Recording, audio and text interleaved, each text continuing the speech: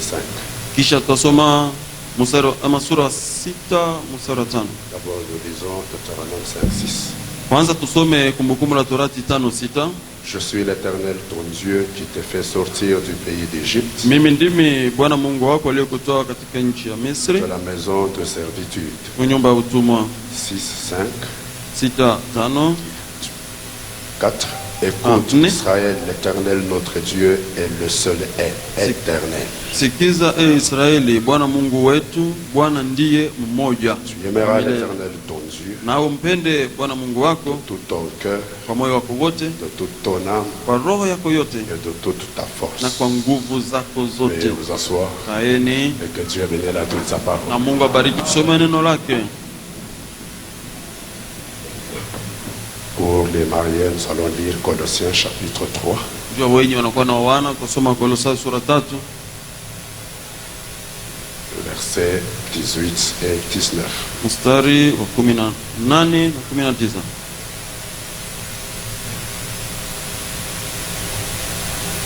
Colossiens 3, 18, 19. Kolosai 3:18 19. Paul dit: Paulo anasema, Femmes, soyez soumises à vos maris comme il convient dans le Seigneur. ninyi wake mwatiini wame zenu kama inavyompendeza Bwana. Marie, aimez vos femmes et ne vous aigrissez pas contre elles. Nanyi waume mwapendeni wake zenu, msiwe na uchungu nao. Très bien, merci. Vema, Alors, vous saluez au nom asante. de Jésus-Christ. Tunataka kumisalimu katika jina la Bwana Yesu Kristo. Est-ce que là au fond ça va? Vous m'entendez? Ati kule nyuma mnakuwa nanisikia? Du côté des sœurs là, vous m'entendez? Ngambo ya wadada mnakuwa nasikia? Merci. Asante. Nous sommes en train de... Les administrateurs font un effort pour renouveler notre sonorisation. Wadhamini wanakuwa nafanya nguvu ya kufanya upya vifaa vyetu vya kutoa navyo sauti. Beaucoup de plaintes, surtout du côté de nos sœurs qui Babu tulipata vilio mingi que le son n'est pas zaidi. très bon. Ngambo wa dada yetu walikuwa nasema kwamba sauti haikuwa nawafikia vizuri. Nos administrateurs sont en train de faire un effort pour essayer d'améliorer la sonorisation. Wadhamini wetu wanakuwa nafanya nguvu yote ndio kusema watengeneze ko namna ya kuweza kufikiza sauti fazi yote namna ifaayo. Je crois que ça va être bon.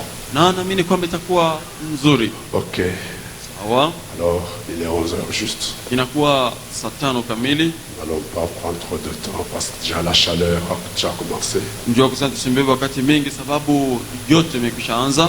Je vais juste essayer encore une fois de dire les dernières choses en rapport avec nos prochaines réunions d'évangélisation. Nitajaribu tu kusema kwa vitu vidogo vidogo kulingana na mikusanyiko yetu ya kupasha habari njema yenye Que nous projetons d'avoir, je crois d'ici 2 semaines, si le Seigneur nous l'accorde. Et si c'est tunakuwa sa nawaza kuwa volonté. nayo toka hapa mawiki mbili Bwana kitupayo ikiwa mapenzi yake. Et nous nous préparons à cela. Na tunakuwa najitayarisha kwa hiyo. Et pour nos visiteurs ce matin, si jamais vous serez libre à ce moment-là et que vous reveniez, je crois que vous ne manquerez pas, Dieu ne manquera pas de vous bénir. Na ninyi wageni wetu, kama mwile wakati mtakuwa kuna wakati unaweza kurudi, na naamini kwamba Bwana hatakosa kumibariki. Mais nous n'allons pas oublier Paul et Dorcas qui se marient. Dans les choses que je vais dire, il y a des choses qui vont les concerner. Lakini hatutawasahau Paul na Dorcas wenye wako na wana, sababu katika vitu vyetu tutasema mnakuwa vile vitawaangalia. Je le vois très bien habillé ce matin. Namuona amekwisha vaa vizuri sana ya asubuhi. C'est comme si tu rêvais beaucoup de ce jour, apparemment. Kwa kuonekana inakuwa tu alikuwa na lota sana hii siku. Ouais, je connais un peu Paul depuis quelques années et je sais qu'il a eu beaucoup de difficultés à arriver à ceci. Namjua Paulo kuna miaka fulani. Najua kwamba alipata magumu mengi ndio kufikia kwa maneno hii tuko na leo. Pour vous le voyez ici, moi je l'ai connu à Likasi à Agapao. Ninyi mnakuwa namuona hapa, mimi nilimfamia tangu kule Kulikasi kwa Agapao. Il a essayé d'aller ici, il a essayé d'aller là. Alijaribu kwenda huku, alijaribu kwenda kule. Ça ne marchait pas toujours. Havikuwa naendeka wakati yote. Aujourd'hui ça a marché. Leo vinaendeka. Ça me rappelle ce que Frère Branham dit, que si vous visez quelque chose, Nakumbuka kile ndugu Branham anasema kwamba ukiwa unafukuzia kitu kimoja, ne vous découragez pas. usipungukiwe moyo. Mettez toujours une cartouche. Wakati yote weka tu risasi. Même si elle rate, Hata kama inakosa, mettez une autre. weka ingine. Si elle rate, Kama inakosa, weka ingine. un jour, Siku moja vous mettrez une qui va atteindre la cible. utaweka risasi moja yenyewe itafika kule huku napiga. C'est ce que Banchi a fait. Ndio kenyewe Banchi Il anafanya. a mis beaucoup de cartouches Aliweka masasi qui mengi, rataient. alikuwa nakosa, Et puis finalement, il Kisha a mis hatimaye, une et le voilà là. aliweka mmoja na tazama yule pale. Alors, dans les choses que nous allons dire, on va aussi parler de ce qui les concerne. Sasa katika maneno tutakayosema, tutasema pia maneno ili tawaangalia wao. Nous avons parlé de quand l'amour s'élance, Tulisema kuhusu wakati mapendo yajitupa, le jour où on consacrait le mariage de Kendi et Gloria. siku ile tulikuwa naombea ndoa ya Kendi na Gloria. Mais aujourd'hui, je vais parler sur le pardon. Na leo tutasema kuhusu kusamehe. Ça va montrer que quand l'amour s'élance, Tulionyesha kwamba wakati mapendo yajitupa mbele, il attire. inakuwa na vuta. Et qu'il nous faut avoir l'amour, Inatufai kuwa na upendo, il nous faut manifester l'amour inatufai kuidhirisha upendo pour attirer et gagner une âme pour Christ. juu ya kuvuta na kukokota nafsi moja kwa Kristo. N'est-ce pas? Sivyo? Il nous faut en tant qu'Église avoir l'amour. Kama kanisa inatufai kuwa na upendo, Il nous faut en tant qu'Église manifester de l'amour kama kanisa inatufai kuwa na upendo, pour kuidhirisha upendo attirer juu ya kuvuta et gagner une âme pour Christ. na kupata nafsi fulani kwa ajili ya Kristo. Et Na Frère Branham nous a dit que Branham alituambia kwamba un foyer comme celui qu'ils vont former là, jamaa sawa ambayo watafanya hapa, qui n'est pas gouverné par l'amour, isiyoongozwa na upendo, n'est pas un foyer. siyo jamaa, Malgré tout ce qu'ils peuvent avoir. japokuwa yote ile unaweza kuwa nayo. Une église aussi qui n'est pas gouvernée par l'amour, Pia kanisa isiyoongozwa na upendo, il y a quelque chose qui ne marchera pas. kuna kitu moja ambacho hakitaendeka. On a dit, si l'église Branham pouvait anasema, revenir à ce principe, ikiwa kwamba kanisa inaweza kurudilia kanuni hiyo, l'amour d'abord upendo et les mbele autres choses après, na hivi vitu vyote vingine kisha, l'église serait très avancée que kanisa ce inapaswa qu'elle kuwa est maintenant. lishaenda mbele sana kuliko kile iko sasa. Une église peut avoir des dons de l'esprit, Kanisa inaweza kuwa na mazawadi ya roho, ce qui est bien, nayo ni mzuri, mais Frère Branham nous a dit lakini ndugu Branham alituambia que si les dons ne sont pas dirigés par l'amour, ils ne sont pas efficaces. kwamba ikiwa kwamba zawadi haziongozwe na upendo hazina na nguvu. Alors ce matin, je voudrais montrer, Sasa asubuhi nataka nimeonyeshe en parlant du pardon, kusema kuhusu que kusamehe, l'amour et le pardon marchent ensemble. kwamba upendo na usamehe vinakuwa natembea pamoja. Je voudrais vous montrer que l'amour engendre le pardon Nataka kumionyesha kwamba upendo unakuwa na et le zaa pardon usamehe, engendre l'amour. nao usamehe uzaa upendo. Est-ce que vous êtes avec moi? Ati mnakuwa nanifuata? L'amour engendre le pardon, unakuwa nazaa usamehe, le pardon aussi nao engendre usamehe l'amour. unakuwa nazaa pia upendo, Et les deux là marchent na ensemble. hivyo viwili vinakuwa natembea pamoja. C'est ça que je voulais vous montrer ce Kitu matin. ambacho nataka nimeonyeshe asubuhi, Mais avant d'en arriver là, lakini kabla ya kufika je huko voudrais faire une petite marche arrière nataka nirudi nyuma kidogo, pour vous dire ceci. sijua kumiambia hivi. Frère Branham dit, Ndugu Branham anasema tout le monde veut être aimé. watu wote wanataka kupendwa. Il dit, chaque personne sur la terre a besoin d'être aimé. Anasema kila mtu duniani anahitaji kupendwa. Ici, personne ne peut dire le contraire. Hamna mtu wowote yule anaweza kusema kinyume. Si vous trouvez quelqu'un qui vous dit, moi, je n'ai pas besoin d'être aimé, Ukikuta mtu mmoja yule anakuambia kwamba mimi sihitaji kupendwa, alors c'est pas un être humain sasa normal. yule siye mwanadamu mwenye kuwa sawa. Tout être humain normal Mwanadamu wote mwenye a kuwa sawa besoin d'être aimé. anahitaji kupendwa, Il a besoin de se sentir aimé anahitaji kusikiliza kwamba et de amependwa savoir qu'il est na aimé. kujua kwamba amependwa. Quand on me dit, si vous Ndugu anasema, n'acceptez pas ça, vous êtes un hypocrite. ikiwa kwamba auitike ile, wewe ni Si mnafiki. vous dites, mon frère, moi, même si tout le monde ne m'aime pas, ça ne me fait rien. Wakati unasema oh, ndugu, mimi hata C'est kama faux. watu wote wanipende nifanye kitu, C'est pas ni uongo correct. mtupu. haiko Toute sawa. personne a besoin d'être aimée. Hakuna mtu anaweza kusema kwamba asihitaji kupendwa. Toute personne a Mtu besoin wote d'être aimée. anahitaji kupendwa. Chaque jeune homme a besoin qu'une jeune fille puisse l'aimer. Kila kijana mwanaume anahitaji kwamba kijana mwanamke mmoja mpende. Toute jeune fille, même si elle est moche, Kila kijana mwanamke hata kama ni mbaya kusura, elle aura besoin de quelqu'un qui puisse l'aimer. atahitaji mtu yule ataweza kumpenda. C'est vrai. Ni kweli. Un pasteur comme je suis, Pastor kama hivi niko, j'ai besoin que mon église puisse m'aimer. nahitaji kanisa langu lipate kunipenda. C'est la vérité. Ni kweli. Frère Branham dit, Ndugu anasema même un brigand a besoin d'être aimé. hata muuaji na mnyang'anyi anahitaji kupendwa. Et c'est naturel. Nayo inakuwa sawa. Toute personne Mtu wote veut être aimé. anataka kupendwa.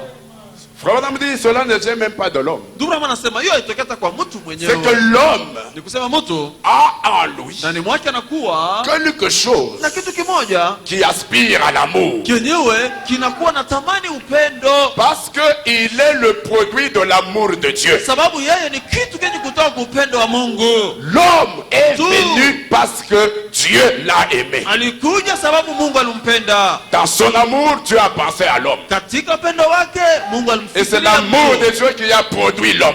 Na ni upendo wa Mungu alileta mtu. C'est pourquoi, Ndio maana comme l'homme, il est le produit de l'amour, sababu vile mtu anakuwa kitu kenye kutoka en kwa lui, upendo, il aspire à l'amour. ndani mwake anakuwa na itamani upendo. Qui peut dire Amen? Amina. Frère Branham le dit ici dans l'église et sa condition. Ndugu anasema hayo katika kanisa yake, Au paragraphe 37. kifungo chake 37. Écoutez ce qu'il dit. Msikie kenye wanasema. Il dit, Anasema vous ne pourriez pas aimer quelque chose qui ne soit pas de votre propre nature. hautaweza kupenda kitu kisichokuwa katika hali yako wewe. C'est comme Paul là. Inakosa hivi Paulo hapa. Maintenant, nous connaissons sa nature en regardant à Dorcas. Sasa hivi tunajua hali yake mkumwangalia Dorcas.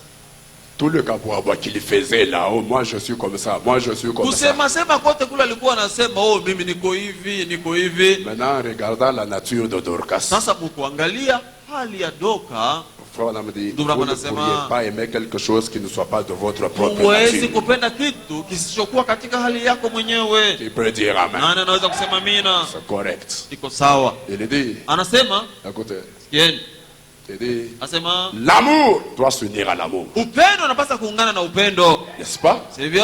L'amour doit s'unir à l'amour. Upendo unapaswa kuungana na upendo. L'homme aime, la femme aussi aime. Mume anapenda, mke naye Écoutez la anapenda. suite. Msikie kile Un kinafuata. mari et sa femme Bwana na bibi yake doivent s'aimer l'un l'autre wanapaswa kupendana mmoja na mwingine si jamais ils veulent surmonter leurs difficultés. kama kweli wanataka kuyashinda matatizo yao. Dites Amen. Semeni amina. Un mari et sa femme Bwana na bibi doivent s'aimer yake l'un l'autre wanapaswa kupendana si mmoja na jamais ils veulent mwingine surmonter kama leurs difficultés. kweli wanataka Nous allons kuyashinda revenir. matatizo yao. Tarudilia hapo. Les membres d'une famille Wanamemba familia mmoja doivent s'aimer les uns les autres wanapaswa kupendana mmoja na si jamais ils mwingine veulent surmonter leurs difficultés. kama kweli wanataka kuyashinda magumu yao. Les membres d'une famille. Wanamemba familia Oui, même s'ils sont ndio à 20, à hata kama 40, wanakuwa à makumi 10, mbili, à 20, makumi nne, ou à kumi, 2 makumi ou à mbili, 4. au Mais mbili tant wala qu'ils nne, forment une famille, lakini wakati wote wanakuwa ils familia doivent moja s'aimer les uns les autres wanapaswa kupendana mmoja na si jamais ils veulent mwingine surmonter leurs kama difficultés. kweli wanataka kuyashinda magumu Quelque chose yao. à aimer. Kitu moja ya kupenda. Écoutez, Sikie. vous cherchez partout, essayant de trouver une jeune fille que vous puissiez aimer Na kwa natafuta fazi yote ukijaribu kupata kijana mwanamke yule unaweza kupenda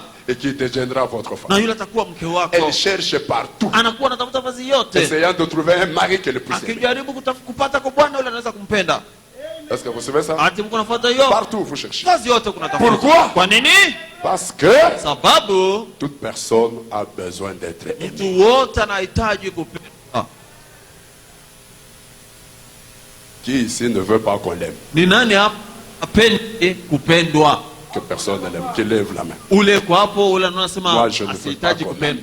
Mimi sipendi, nasema wanipende. Frère Branham dit, Ndugu Branham anasema si vous dites ça, vous êtes un menteur. kama unasema vile wewe ni muongo.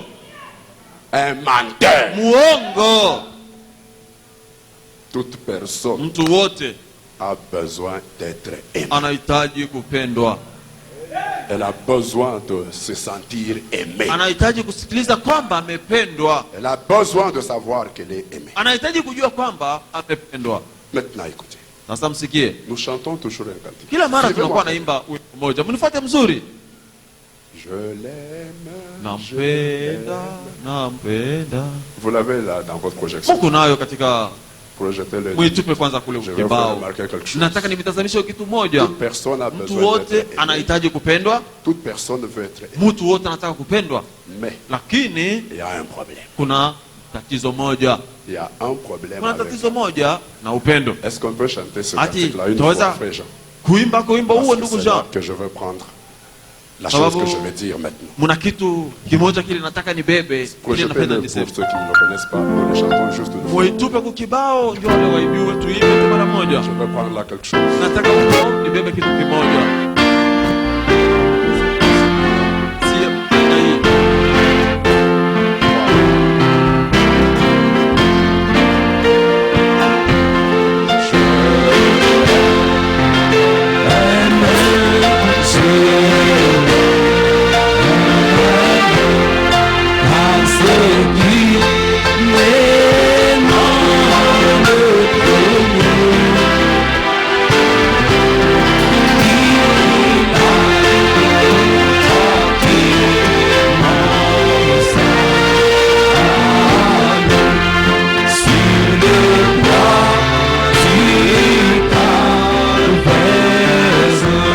Asante sana, mtazame Voici ce que je voudrais dire. muone kile nataka niseme. Je, c'est moi, c'est vous. Ni N'est-ce mimi pas? ni wewe, sivyo? L'aime, le là, c'est le Seigneur Jésus-Christ. Ni Bwana Yesu Kristo, ule C'est Dieu, ni Mungu, notre Seigneur, Bwana wetu, notre Sauveur. mwokozi wetu. Mais nous chantons. Lakini tunaimba Je l'aime parce nampenda kwa sababu, pour une raison. kwa sababu moja. Je ne l'aime pas sans raison. Simpende bila sababu, Je l'aime parce que nampenda sababu, pour une raison. kwa sababu moja. Oh. Oh, Est-ce qu'il faut qu'on comprenne? ati mnasikia? J'aime le Seigneur Jésus Nampenda Bwana J'aime Yesu, Dieu. nampenda Mungu pour une raison. kwa sababu moja. Parce que Sababu ya kwanza, il m'aima le alikuwa premier. wa kwanza kunipenda. Qui peut dire amen? Nani anaweza kusema amina? Je l'aime Nampenda parce que. sababu. Parce que ça veut dire quoi? Sababu ni kusema nini? Pour une raison. Kwa sababu moja fulani. Je l'aime parce que Nampenda il m'aima le premier. sababu alikuwa wa kwanza kunipenda. Il ne me hait pas. Hanichukii. Alléluia. Haleluya. Mais je l'aime parce Lakini nampenda sababu il m'a aimé le premier. alinipenda wa kwanza. Ensuite, Kisha il a acquis mon salut. alipata wokovu Ça wangu. veut dire, il a fait quelque Ni chose de kusema grand. pour alifanya moi. kitu moja Allah. kikubwa juu yangu. Qui peut Allah. dire amen? Nani anaweza kusema amina? Quand j'étais perdu, Wakati nilikuwa comme kupotea, une aiguille dans le foie, sawa shindano katika sans uchafu, espérance, bila kitumaini chochote, lui, yeye il a fait quelque chose de alifanya grand kitu pour moi. moja kikubwa kwa ajili yangu. Il a acquis mon salut. Alipata wokovu wangu, Il m'a sauvé. aliniokoa. Écoutez bien, Sikia mzuri, sur le bois du calvaire. kule kumti wa Kalvari Ça ne lui a pas été facile de me sauver. haikukuwa mwepesi kwake kuniokoa. Ça lui a beaucoup coûté. Ilimuomba mingi sana, Ça lui a coûté une souffrance ilimlomba sema mateso sana, que personne ne pouvait supporter pour moi. mateso ambayo hata mtu mmoja kuweza kuvumilia kwa ajili yangu, Et il est mort na alikufa à ma kwa place. fazi yangu. Une mort que moi je ne peux pas mourir. Lufu lile mimi siwezi kufa, Et ça lui a coûté. nayo ilimuomba mingi sana.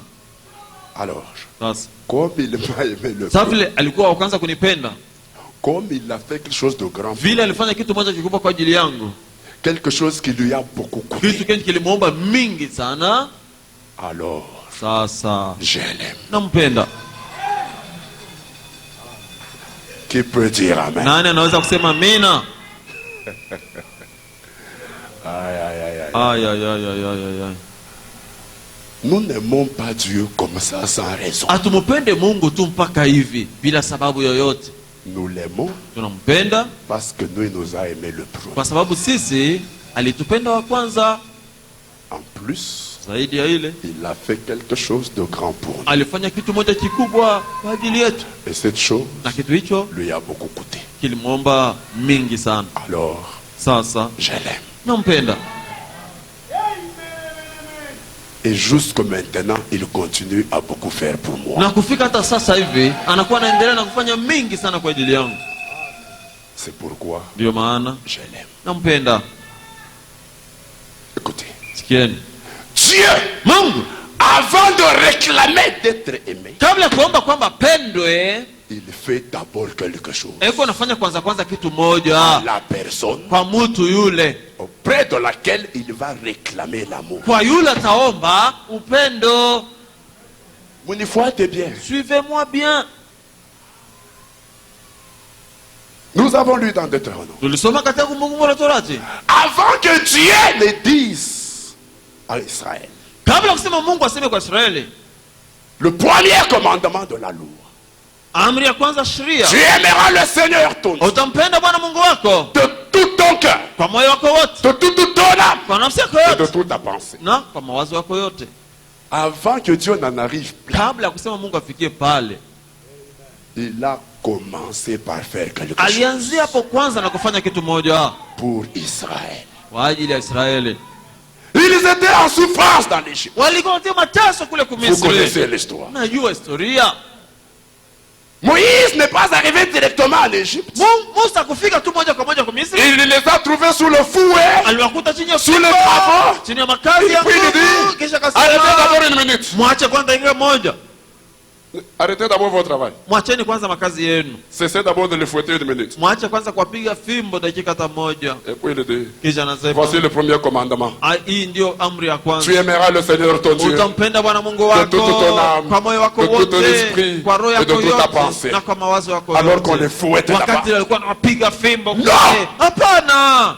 Avant que Dieu ne leur réclame cet amour, Kabla ya kusema Mungu awaombe upendo huo, il a d'abord mis fin à leur fouet. aliweka kwanza mwisho kufimbo ile alikuwa anapata. Il a d'abord mis fin à leur servitude. Aliweka kwanza mwisho kuutumwa Il a wao. fait des miracles pour eux. Alifanya miujiza kwa Il ajili les a fait yao. sortir de l'Égypte. Aliwatoa ku Ils Misri. sont arrivés devant la mer Rouge. Walifika mbele ya bahari Il a nyekundu. cassé la mer Rouge. Alipasua bahari Ils sont nyekundu. passés. Nao Il a englouti leurs ennemis dans la mer Rouge. alimeza adui zao katika bahari Ils se sont nyekundu. retrouvés dans le désert, Nao walikutana jangwani, loin des ennemis. mbali na maadui.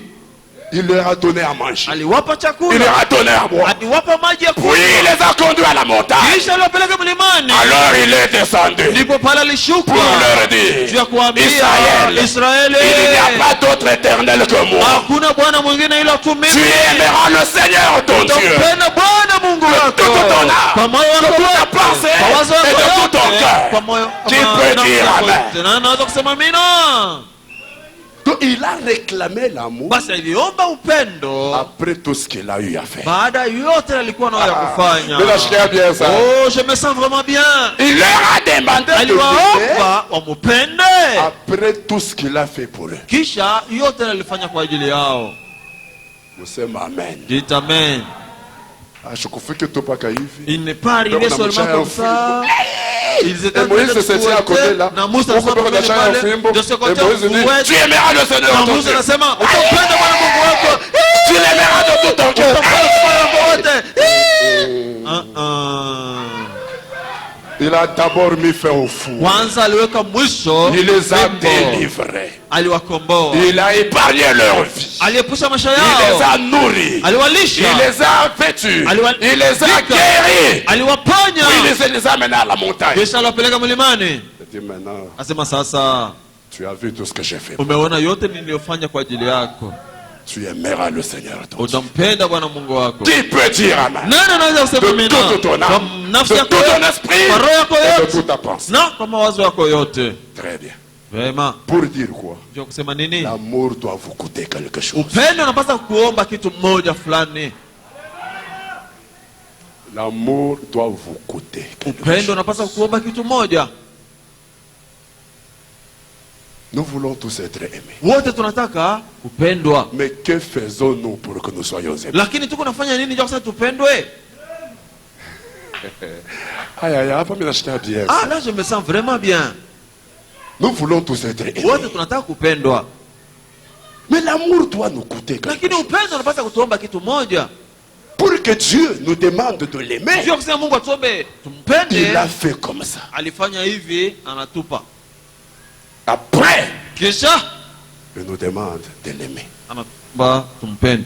Maintenant, nous voulons être aimés. Sasa sisi tunataka kupendwa. Mais que faisons-nous Ni kitu tunakuwa nafanya pour être aimés? ndio kusema tupendwe. Nous sommes dans l'église. Tuko mkanisa. Moi, je le sais, mais... Laissez-moi parler. Moi, dans cette église ici, on ne m'aime pas. Mais qu'est-ce que tu fais pour Basi, que tu sois aimé? unafanyaka kwa nini ndio kusema upendwe? Qui peut dire amen? Non, non, non, Ah, c'est parce ma qu'on a mère. fait qu'à applaudir. Là, nous martelons bien. Oui, quand c'est missionnaire, mon mapendo. Dans cette église, je ne vois aucun amour. Oui, abanipende. Moi, je ne suis pas aimé. Mais que l'amour doit te coûter quelque chose. Upendo inafaa upoteze wa kitu moja ndio kusema wakupenda. Dieu, l'amour lui a beaucoup coûté. Mungu upendo Avant de le Roma réclamer. mingi sana ndio kusema naye aombe watu wengine wampende. Maintenant, toi, tu Sasa es dans wewe l'église. uko mkanisa. Qu'est-ce que tu fais Unafanya kwa nini pour être aimé? juu ya kupendwa? Tu fais quoi? Unafanyaka nini? Vous savez, frère, Mnajua ndugu, les disciples avaient de l'amour. wanafunzi walikuwa na upendo ndugu, Mais quand quelqu'un mourait, il l'enterrait. lakini wakati mtu alikuwa anakufa walikuwa wanamzika. Mais un jour, Dorcas est mort. Lakini siku moja Dorcas alikufa. Les femmes ont dit, Wanawake walisema, c'est nous n'enterrons pas. huyu hatutazika. Ce n'est pas que les autres qui les enterraient, ils ne les aimaient pas, non. Sio kusema kwamba wale wengine walikuwa wanazika walikuwa na L'amour était toujours dans l'église. upendo ulikuwa mkanisa. Mais oui, c'est là, la coupe. Lakini cette sœur ici, elle meurt en l'enterre. Mais ma Elle peine, meurt en l'enterre. Lakini mais quand Dorcas est le maire, lakini wakati Dorcas anakufa, les femmes appellent Pierre. wanawake wakamwita Toutes les autres on a toujours enterré, mais celle-ci on ne va pas l'enterrer. Pourquoi ne voulez-vous pas l'enterrer? Il y en a une qui vient avec une robe, Dorcas. Une autre avec campagne, Dorcas. Cette autre avec ceci, Dorcas. Avec ceci, Dorcas. Alléluia. Alléluia. Tout ce qu'elle a fait là, yote walikuwa nayo. Je me sens vraiment bien. Tout ce qu'elle a fait là, yote walifanya a amené l'église à l'aimer beaucoup. ilifikisha kanisa mupende sana, Au point de dire celui-ci nous n'enterrons pas. hata vile walifika mkusema huyu hatutazika. Monsieur chéri, amen. Je n'ai pas encore entendu amen. Aïe aïe aïe. Aïe aïe aïe. Mimi nikataka poka na mamambo. Moi je n'ai que des problèmes. Vous faites quoi? Wewe huku unafanya kwa nini? Oui, ni kuja tu kukanisa. Toi c'est venir seulement à l'église, À la fin, akumwisho, demain. kesho. Mais vous faites quoi? Basi huku unafanya kwa nini? Parce que Dieu, Sababu Mungu avant de dire à Israël, bila kusema tu aimeras le Seigneur ton Dieu penda Bwana Mungu de wako tout ton cœur, kwa moyo de wako toute ton âme, kwa de nafsi toute yako ta yote, pensée. mawazo yako Il a yote. commencé par beaucoup faire pour Israël. Alianzia hapo kwanza na kufanya mingi sana kwa ajili ya Israeli. Je l'aime parce qu'il m'aima le premier. Nampenda sababu alinipenda wa kwanza. Il a acquis mon âme, mon salut Alipata wokovu wangu sur le bois du Calvaire. kule kumuti ya Kalvari. Il a beaucoup fait. Alifanya mingi, C'est pourquoi je l'aime. ndio maana nampenda. Toi, tu fais quoi? Wewe unafanya kwa nini? Tu fais quoi? Huko unafanya nini? À l'église, on ne te connaît même pas. Kukanisa hawakujui, hata hukujua. On ne te connaît pas. Hawakujui. Tu fais quoi? Huko unafanya nini? L'amour Upendo doit coûter quelque chose. unapaswa kuomba kitu moja, Quelque chose de grand. kitu moja kikubwa. Dites amen. Semeni amina. Oui, on attend que Dorcas. Celui-ci Oui, on attend surgit, que Dorcas. Ou Oui, on mwingine attend que Dorcas, un autre Oui, Dorcas. Oui, Dorcas. Dorcas. À tout agir. Nous n'allons pas l'enterrer. Et comme l'amour, c'est la puissance la plus forte, Na sababu vile upendo ndio nguvu ya nguvu sana, l'amour a ressuscité Dorcas. upendo ulifufua Doka. Qui peut dire amen? Nani anaweza kusema amina? Tu fais quoi? Unafanya nini? pour réclamer l'amour. juu ya kuomba upendo. Qu'est-ce que tu fais? Wewe unafanya nini? Tu veux être aimé. Unataka Tu as kupendwa. besoin d'être. Unahitaji Mais ça kupendwa. ne va pas venir comme ça. Haitakuja tu mpaka hivi. Ça doit te coûter. Inapaswa kuomba. Tu fais quoi? Unafanya nini? Tu fais quoi? Uko unafanya nini? Indifférent comme une souche. Ulishakusula sawa tu kishiki. Mais quel amour tu Ni réclames? upendo gani unakuwa natafuta? Écoutez mes frères. Sikieni ndugu zangu. Tout amour qui ne suit pas le modèle de l'amour divin, c'est un faux amour. Upendo wote usiofuata mfano wa upendo wa kiungu ni upendo wa uongo. L'amour divin, c'est le Upendo wa modèle. kiungu ndio mfano. L'amour de Dieu, c'est Upendo le wa modèle. Mungu ndio Et mfano. l'amour de Dieu, Na upendo wa Mungu avant de le réclamer, kabla ya kuweza kuomba il a ce qu'il fait. unakuwa na Dieu fait quelque chose. Mungu yuko anafanya kitu moja. Pas de petit, Sio kitu kidogo, qui coûte. ni kitu kikubwa sana. Quand il termine, Wakati anaisha maintenant il réclame l'amour. sasa, naomba upendo. Tu vois ce que je fais? Unaona kile nakufanyia? Tu aimeras le Seigneur. Utampenda Bwana Mungu wako. Maintenant, t'approcherais, amen. J'aimerais entendre amen. Qu'est-ce que tu fais, Wewe toi? unafanya nini? Vous voyez? Non, non. J'ai un autre modèle au cas de Dorcas. Nirudie kwa mfano wa Dorcas. Imaginez que si dans cette église, Muanze kwamba kama mwile kanisa une autre sœur était morte, dada mwingine alikufa et on était seulement en l'air. na walikwenda tu kumzika, Puis, kisha Dorcas meurt. Dorcas Les anakufa, femmes disent, celle-ci nous wanawake a. anasema huyu tutazika. Que pensez-vous du mari de la sœur qu'on avait enterrée? Mnawaza kusema bwana ule dada ule walizika ule aliweza kufanya koje? Elle va dire quoi? Atasema nini? Moukanisa mouko injustice. Mkanisa mnakuwa NG. Mouko NG. Mnakuwa NG paka yetu hii. Ni uongo alikufa hapa. La mienne est décédée ici. Personne n'a dit. Hakuna mtu Nous n'allons pas alisema enterrer. hatutamzika. Nous sommes allés enterrer. Tulikwenda kuzika. Et nous avons dispersé les dés. Na tulizamarisha kilio. Et aujourd'hui, je suis resté là en train de souffrir. Na leo hivi na wakati kuna teso peke yangu. Mais Dorcas meurt. Lakini Dorcas anakufa. Non, celle-ci, on n'enterre pas. Asema oh huyo bwana. Voilà Dorcas est ressuscité. Na tazama Dorcas anakufa. Alors dans l'église, on aime les uns, on n'aime pas les autres. Sasa mkanisa wapenda wengine wanapenda paka wamoja fulani. Mais magnifique. Ah, je suis arrivé au point. Le mari de celle-là pouvait se plaindre contre l'église. Wa yule aliweza kulia kuomboleza juu ya kanisa. Mukanisa muna mapendo. Dans l'église il y a pas d'amour. Il y a une ségrégation dans l'église. La mienne on a enterré il y a pas longtemps. Mais celle-là Dorcas, la voilà vivante. Mais sa femme, lakini bibi yake qu'on a enterré, ule walizika, n'a rien fait pour mériter l'amour de la résurrection. asikufanya kitu kimoja kustahili upendo wa ufufuko. Amen. Amen.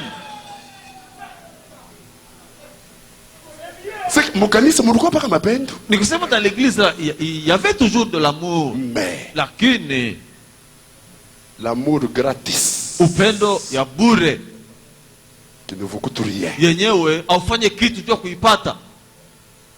L'amour tombola, Upendo ile kunapata tu sa tombola, ça n'existe pas. aikara keko. Dieu lui-même, Mungu yeye mwenyewe avant de réclamer l'amour, mbele ya kuomba upendo il commence par faire quelque chose. anaanzia hapo kwanza na kufanya kitu moja. Quand il a fait, Wakati anafanya termine, il anaisha vous réclame l'amour. anakuomba upendo. Dites amen. Semeni amina. Aïe, aïe, aïe. Aïe aïe aïe. Écoutez, Sikieni. il n'y a que le diable Ni ibilisi tu qui fait du mal mais qui veut être aimé. mwenyewe anakuwa anafanya vibaya lakini anapenda kupendwa. Je répète ce que j'ai dit. Narudilia mke nasema Il n'y a que le diable ni ibilisi tu qui fait du mal ule kwa anafanya vibaya mais qui réclame lakini anataka d'être aimé. kupendwa. Mais que dit Paul aux Romains? Paulo anasema nini kwa Warumi? Lisons. Tusome. Romains chapitre 12, Warumi sura 12 verset 20. mstari wa 12. Pasteur, oui, il m'a problème. Pastor, vous aussi, ce sont des problèmes ou c'est quoi? Non. Hapana. Quand l'amour se lance, upendo ajitupa mbele.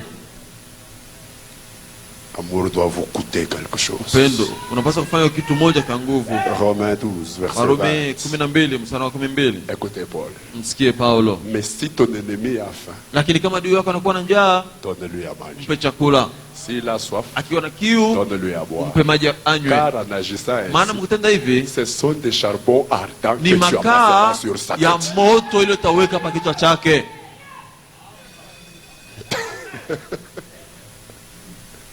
Est-ce qu'on peut relire? Ati tunaweza kusoma hayo tena? Si ton ennemi Kama adui wako a faim, anasikia njaa, donne-lui à manger. umupe chakula. Usimuime, bali Ne pashaye. lui privez pas, umupe. Umupende. Aime-le. Ton ennemi là. Adui wako ule umpende. S'il a soif, Kama iko na kiu, donne-lui à boire. umpe maji ya kunywa. Umupende. Aime-le. Car en Maana agissant ainsi, mukutenda hivyo ce sont des charbons ardents ni que tu makaa amasseras ya sur sa tête. moto ile utaweka juu ya kichwa chake. Vous voyez cette sorte d'amour là? Munaona aina ya upendo huu? C'est que l'ennemi là ne Kusema- mérite pas cet amour. Adui yule asistahili upendo ule. Est-ce que mon ennemi Ati il umekutii, ne mérite pas cet amour. asistahili upendo Donc ule. s'il reçoit l'amour, Sasa kama anapokea il ne upendo mérite pas. asipo yeye kustahili, Ça devient des charbons ardents. inakuwa makaa ya moto. Oh, Oh, le calme. kele kele.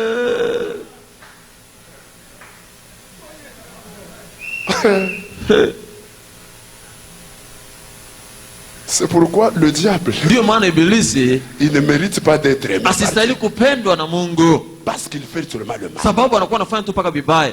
Mais malgré ça, Dieu l'aime. Lakini japokuwa ile Mungu Mais anampenda, l'amour sasa que Dieu a pour le diable, upendo ambaye c'est Mungu quoi? anayo juu ya ibilisi ni nini? C'est des charbons ardents sur le diable. Ni makaa ya moto juu ya ibilisi. C'est ce qui va l'amener dans les temps de feu. Hicho ambacho kitampeleka katika ziwa ya moto,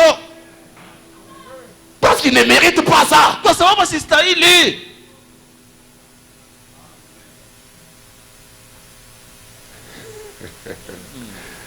Écoutez, Sigeni, la meilleure façon namna mzuri sana de traiter avec un ennemi, ya kutumika na adui, votre ennemi, adui wako, ne lui refusez rien. hapana kumkataria kitu hata kimoja.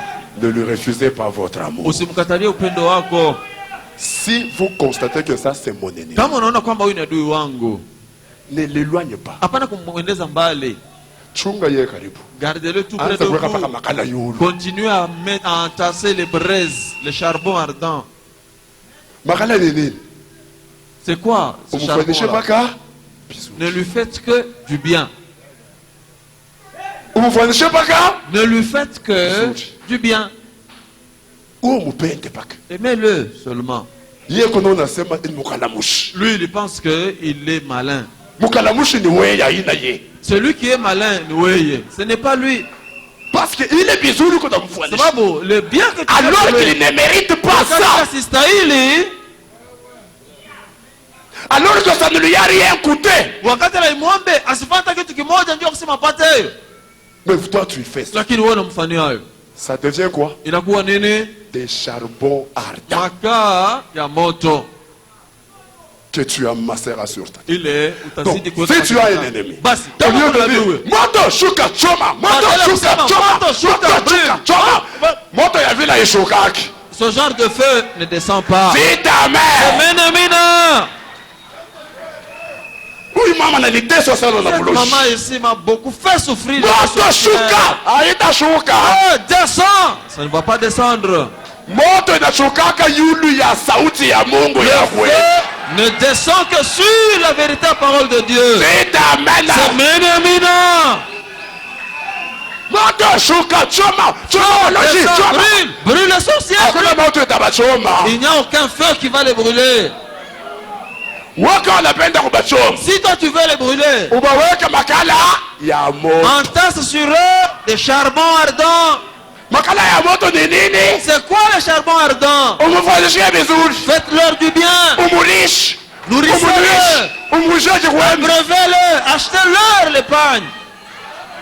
Bile vizuri unamufanyishia. Le bien que vous leur Sio faites, moto kunashusha. c'est là le feu que vous faites Yulu ya kichwa descendre chake. sur leur tête.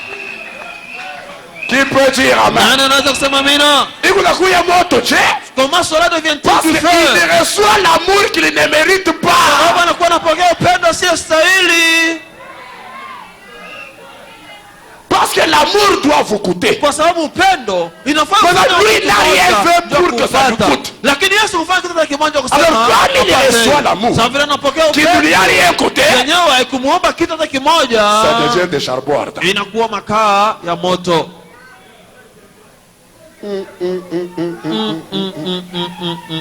Qui peut dire amen? Nani anaweza kusema amina?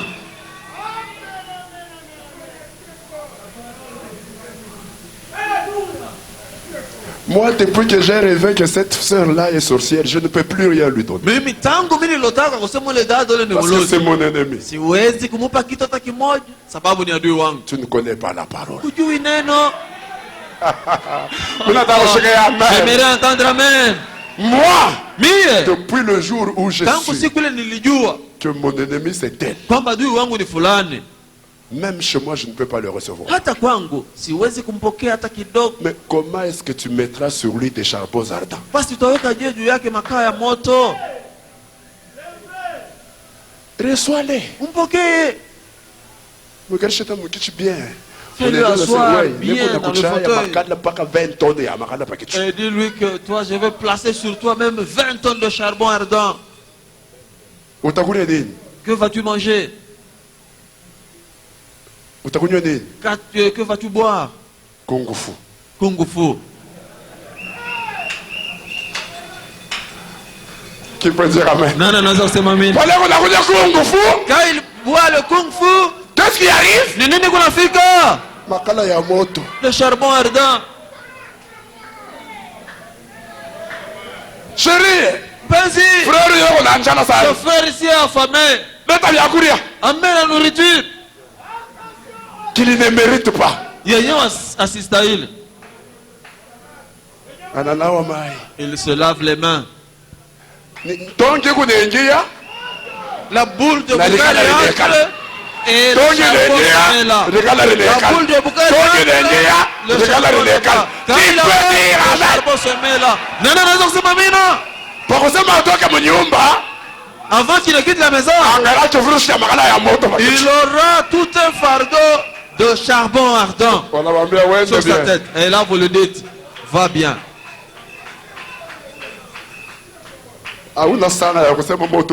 Tu n'as pas le temps de dire, feu descend. Tu as fait descendre le feu. Parce que l'amour doit vous coûter. Unapasa kufanya kitu mwa fulani ndio kuupata. C'est amen. Semeni amina. Moi, depuis que j'ai compris ça, mie toka wakati nilielewa hii maneno, je ne veux pas qu'on m'aime pour ce que je n'ai pas fait. Sipendake wanipende njoo kitu kile mimi sikufanya. Je dois faire quelque chose. Mimi napaswa kufanya kitu moja qui doit me coûter. Kenyewe kitanilomba nifanye kwa mambo mwa fulani pour amener l'amour. Juu ya kukokota upendo. Parce que si je ne fais rien, sababu kama mimi sifanye kitu, mais je mérite l'amour. Alléluia. Kukokota upendo, alléluia. Si je fais du mal, kama nafanya mais au retour lakini bana nirudishia upendo. J'ai quoi sur moi? Juu yangu iko na nini? Charbon ardent. Makala ya moto. C'est comme ça que le diable va aller dans les temps de feu. Ndio hivi ibilisi atakwenda mziwa la moto. Les temps de feu là, ce sont les charbons ardents qu'il a amassés. Ni makaa ya moto yenyewe walizidi kubeba par l'amour de Dieu. Na upendo wa Mungu. Qu'il ne mérite pas. Yenyewe wasistahili. Monsieur Cheke, amen. Je n'entends pas amen. Alors avant de te plaindre que moi on ne m'aime pas, sasa mbele wewe kulialia na kusema kwamba mimi hawanipende, pose-toi la question, qu'est-ce que j'ai fait? Mimi nakuwa nafanya nini pour que je réclame l'amour? Juu ya kusema nipate kuomba kwa wengine upendo. Mimi nafanya nini? Que fais-je? Parce que si on m'aime, sababu kama wananipenda pendant que je fais le mal, wakati nilikuwa nafanya mubaya, si on m'aime, wakinipenda pendant que je ne fais rien, wakati nisifanye kitu, j'ai des charbons ardents sur moi. Nakuwa na makaa ya moto juu yangu. Et moi je ne veux pas avoir des charbons. Na mimi sitaki kuwa na makaa ya moto. J'aimerais entendre amen. Maintenant la Bible dit, sasa Biblia inasema, mari, wame, aimez vos femmes. Mwapende wa bibi yenu. Na ndio alisema, un homme et sa femme, mume na mke wake doivent l'aimer. Wanapaswa mpende. Doivent s'aimer l'un l'autre. Wanapaswa kupendana mmoja na mwingine. S'ils doivent surmonter leurs difficultés. Kama wanapaswa kuyashinda magumu yao. Écoutez. Sikieni. Bunch. Avant de réclamer l'amour à Dorcas, mbele ya kuomba upendo kwa Dorcas, tu dois faire wewe unapaswa des kufanya choses qui doivent te coûter. vitu vyenyewe vitakuomba ufanye nguvu, ufanye mingi sana. Avant que tu me dises, Dorcas, est-ce que Vile tu m'aimes? vitakuma mbele ya kusema kwamba Doka unanipenda. C'est pourquoi Ndio maana vous ne pouvez pas seulement vous trouver une jeune fille. Écoutez-vous les jeunes filles. huwezi tu unakuta kijana moja, msikie vijana na wanawake. Vous n'êtes pas là comme balabala ou bien Tu es au en Bukanis. cours de route ou bien à l'église, Frère, tu vas, tout le monde te regarde. un frère surgit, Je t'aime. nakupenda. Tu as fait quoi? Ulifanya nini? Tu as fait quoi? Ulifanya nini? Non, ça ne commence pas. Hapana, abianzake vile, Je t'aime. nakupenda. Quand il ne t'aime pas. C'est faux, akupendi. Mais c'est quoi? Lakini ni nini? Il est seulement convoité. Anakutamani tu. Toi, tu n'as encore rien fait. Il t'aime Wewe quoi? bado hujafanya kitu hata kimoja. Je, anaweza kusema nakupenda? Et puis il te pose cela. Kisha anakuuliza na wewe, Est-ce que tu m'aimes? ati unanipenda na wewe? Beaucoup. Sana. Il a fait quoi? Alifanya nini? Il a fait quoi? Amefanya nini?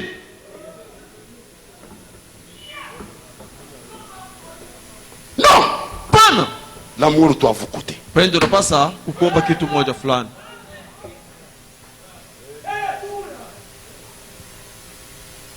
Avant que tu ne réclames à Dorcas Mbele wewe kuomba kwa Dorcas de t'aimer. akupende. Comme Frère Branham dit, Vile Dubrama anasema, un homme, un mari et sa femme doivent s'aimer.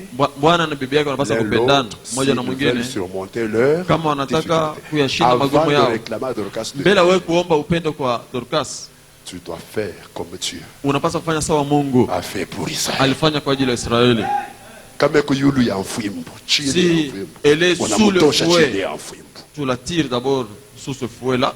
Kama ana na manguo unamujia manguo. Si elle n'a pas d'habits, tu lui payes les habits.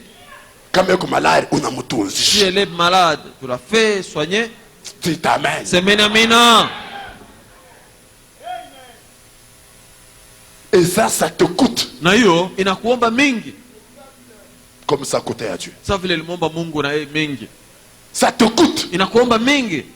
Maintenant, à ce moment, Sasa kwa ile wakati tu peux réclamer de l'amour. unaweza kutafuta upendo kwake Après avoir fait tout ça, baada wewe kufanya ile yote.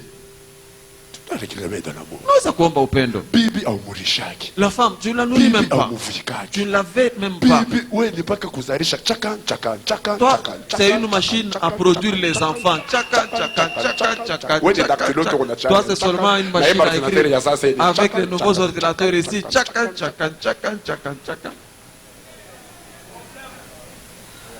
Tu ne fais rien. Enfanye kitu. Et puis tu viens tout dire. Kisha unakuja unasema, Est-ce que tu m'aimes? Mais je vais te dire pourquoi. mimi nitakupenda juu ya nini? Je l'aime parce qu'il m'a aimé le premier. Nampenda sababu alinipenda wa kwanza. Il a acquis mon salut Alipata wokovu wangu. sur le bois du calvaire. Kule kumtia C'est pour Kalvari. cette raison que je l'aime. Sababu hiyo Toi, je vais t'aimer Wewe pourquoi? utakupenda kwa ajili gani? Ah là là, Moussa Voilà, c'est menamina. Moi, tu n'as pas. Ah, vraiment, c'est devenu chaud. L'amour doit vous coûter. Upendo unafai kukuomba kitu moja. Bibi yako sana toka mu porcherie. La femme est comme si elle venait d'une porcherie. Face ya nguruwe. Angarawe kitoko. Regarde comment toi tu es habillé. Chic. Et à la fin, Na kumwisho, chérie, est-ce que tu m'aimes? mpenzi wetu unanipenda. Pourquoi tu as fait? Juu ya nini? Ulifanya nini? Tu veux que je te mette le charbon ardent? Unataka nikuwekee makaa ya moto? Que je te donne l'amour que tu ne mérites pas? Nikupe upendo ile wao ustahili?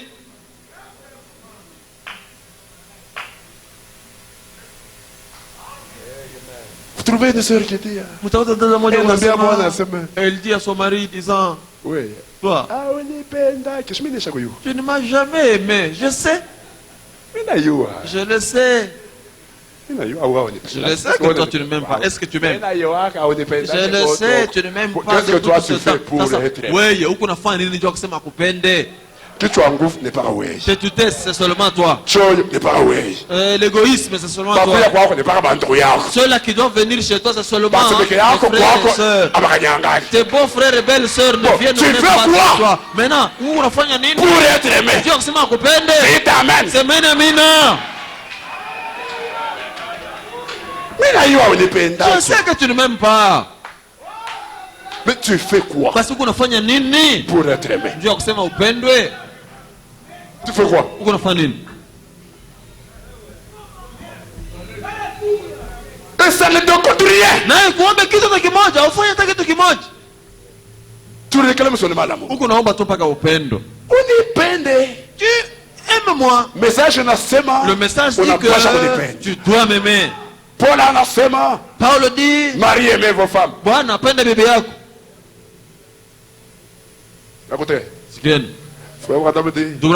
La parole de Dieu c'est une continuité. Neno la Mungu inakuwa mambo yasipokukatika. Iko paka nenda. Hallelujah. Hallelujah. C'est une continuité. Inakuwa kunaungana tu kunenda mbele. Ce n'est pas une parole isolée là. Haina neno ile tabeba kwa fazi yake yenyewe. Non. Hapana. Pas que je mange qu'on a oublié. Tel que Banche est en train de poser ici, il ne protège pas ça. Ou de se marier, asi mukinge bibi yake. Sa femme est à la merci de tout le monde. Bibi yake, mtu wote anaweza kufanya kitu yake. Même les petits frères. Hata walokwake. Pas arriver là-bas. Anaweza kufika pale. Dorcas Koya. Dorcas, allez viens ici. Tu es ça là. Oh, tu joues hein? Et Banche là-bas il regarde. Eh Banche là. Et à la fin il dit, Dorcas, est-ce que tu m'aimes? Dorcas, pourquoi? Dieu nini? Tu fais quoi pour que uko nafanya nini ndio akisema nikupende? L'amour doit coûter. Upendo inafaa ufanye kwa kitu moja. Amen. Ndio kusema upate. Sema na mimi.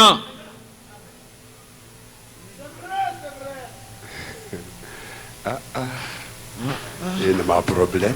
Ce ne sont que des problèmes.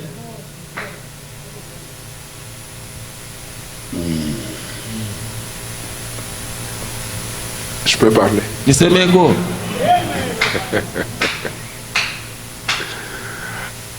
Écoutez.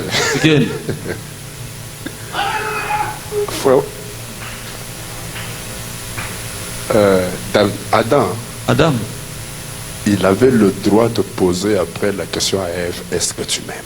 Kisha alikuwa na haki ya kumuuliza Hawa ya kusema ati unanipenda? De réclamer l'amour d'Ève. Kuomba upendo kwa Hawa. Pourquoi? Sababu gani? Adam était en bonne relation avec Dieu. Adam alikuwa katika upatanisho mzuri sana na Mungu. Très bonne relation avec Dieu. Upatanisho nzuri sana na Mungu. Mais il a perdu cette relation. Lakini alipoteza upatanisho huo à cause de Ève. Kwa sababu ya Hawa. Il a suivi Ève dans le péché. Alimfuata Hawa katika dhambi. Il a vendu toute la race humaine. Aliuzisha kizazi kyote cha wanadamu. Pour son amour vis-à-vis d'Ève. Ndio upendo wake mbele ya Hawa. Maintenant il pouvait regarder. Sasa aliweza kumwangalia Hawa. Et dire, tu sais moi ici. Ati unajua mimi hapa. J'étais en bon terme avec Dieu. Nilikuwa katika upatanisho nzuri sana na Mungu. Aujourd'hui j'ai perdu ça. Leo nimepoteza hayo. Parce que j'étais suivi dans le péché. Kwa sababu nilikufuata wewe katika dhambi. Ève pouvait regarder et dire. Hawa aliweza kuangalia na sema. C'est vrai. Ni kweli. Cet homme même. Huyu mtu ananipenda. Parce qu'il ne m'a pas sacrifié. Sababu hakunitoa, kunisaliti peke yangu. Il a même été prêt de sacrifier Dieu pour moi. Alikuwa tayari kumwacha Mungu juu yangu mie. Je dois aimer cet homme. Napasa kumpenda mtu. Je dois aimer cet homme. Napasa kumpenda huyo mtu. Parce que kwa sababu il a perdu même ses bonnes relations avec Dieu. Alipoteza hata upatanisho wake nzuri na Mungu juu ya kunifuata mimi. Ça l'a coûté. Ilimuomba kitu moja nguvu sana. Ima mapendo ya mubalabala, je t'aime. Ces amours ici, en cours de route vous vous rencontrez, nakupenda. Ce ne sont que des faussetés. Oui, ma jeune fille, moi tu parles, il dit ah bon, comme Milanda. Enyi vijana wanawake, ce ne sont que des faussetés. On vous ment. Regarde tout ma message. Regardez les petits messages. Je ne dors plus à cause de toi. Misilale tena juu yako wewe. Oui, j'ai. Valeur. Tu as fait quoi? Ulifanya nini? Pour qu'il ne puisse pas avoir sommeil. Juu ya kusema ashaanza kulala tena. Tu es en Hollande. Il te trompe. C'est pourquoi dans la procédure du mariage, vous ne commencez pas par dire à un jeune homme, jeune fille, je t'aime. Non. Ça c'est la convoitise. Mariez-vous. Restez ensemble. Les problèmes commencent. C'est alors que tu pourras dire, est-ce que tu m'aimes? Pourquoi? Après avoir fait ceci, fait cela, fait ceci, fait cela. Alléluia! Et de choses qui t'ont coûté. Elle est légale. Pour rien au monde, je ne peux pas décevoir un tel homme. Pour rien au monde, je ne peux pas décevoir une telle femme. Pourquoi? Vous méritez cet amour à cause de toutes les choses que vous avez faites.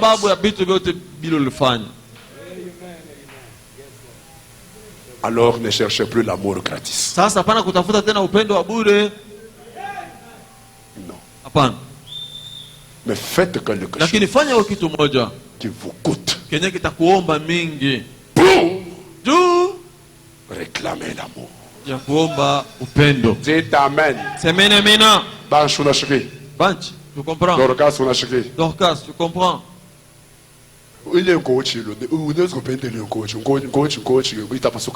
Cette veste-là, tu peux l'aimer, mais elle va se déchirer. Il faut avoir la chose vraie. Dites Amen. Ah là là. Ah là là. Je peux parler au marié une minute? Je peux?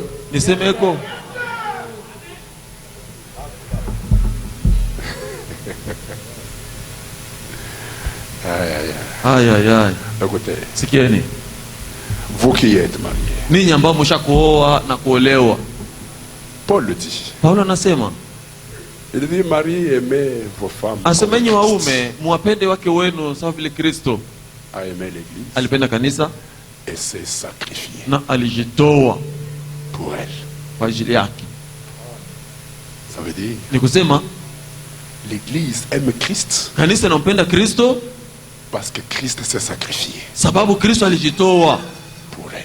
kwa ajili yake. Wewe na wewe marié, toi aussi tu t'es déjà marié. Pour que ta femme puisse t'aimer, njoo kusema bibi yako akupende, tu dois te sacrifier pour unapasa kujitoa juu yake. Qu'elle voie ça, aone yo, ça te coûte, ikuombe na wewe bia mingi. C'est ça l'amour de la parole. Njoo upendo katika neno. Et toi sœur, na wewe dada, écoutez, je vous donne un exemple terre à terre. Nipe kwa mfano moja chini chini. Ton mari peut t'aimer, bwana wako anaweza kukupenda, venir à toi, kuja kwako, parce que tu étais une jeune fille, kwa sababu ulikuwa kijana mwanamke, avec des beaux mollets, na sakafu ya mzuri, un teint très bon, na ngozi moja ya mzuri ya rangi ya mzuri, taille élégante, urefu na bunene kwa kueneana, démarche, hata mwendo. Écoutez, sikieni, il te met dans ta maison. Anakuweka mu nyumba yako. L'amour, pendo, va changer de dimension. Utabadilisha kiwango chake. À un moment donné, kwa wakati moja fulani, ta taille là ne lui dira plus rien. Namna yako ya kuwa haitamwambia tena kitu. À un moment donné, kwa wakati moja fulani, tes mollets là ne va même pas les regarder. Ile sakafu yako sitaangalia tena. À un moment donné, ton teint là, ile rangi yako ya ngozi. Est-ce que tu n'es pas sorcière par hasard? Parce que ce sont les sorcières qui sont claires comme ça. Hauna mulozi, sababu ni walozi wa karaka bekunda hivi. Mekumbele, pour le bekunda je vous vois tirer. Cette clarté de peau là, c'est ça qu'il a attiré. C'était ça l'amour. Mais maintenant, alafu sasa, tu n'es pas sorcière par hasard. Kwa mfano, les choses que tu fais ici, les gains que tu as ici, rangi ya ngozi kunayo, mimi nasema vraiment tu es sorcière. C'est quoi? Ni nini? Parce que les choses que tu fais à ce moment-là ne méritent plus que tu sois aimé.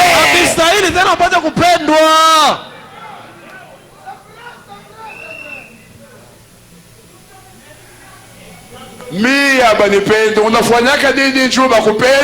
ne suis pas aimé. Que fais-tu pour que tu sois aimé? Ne réclame pas les charbons ardents. Apana kuomba makaa ya moto.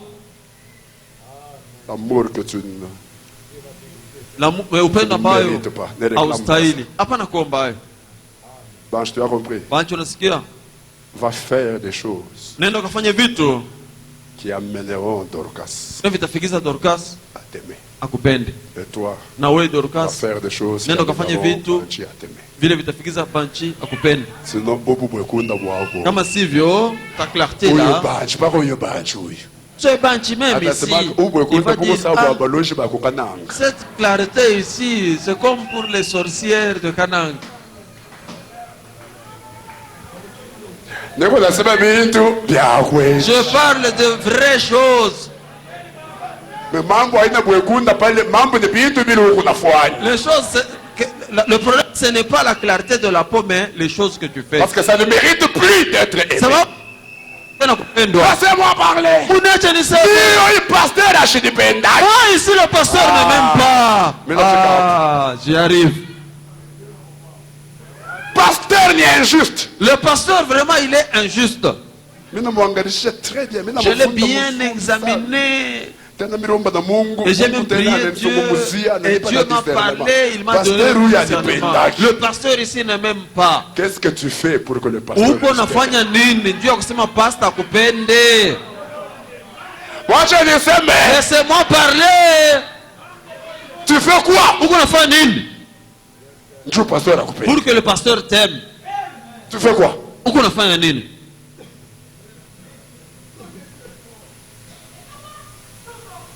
Tu fais quoi? Uko nafanya nini?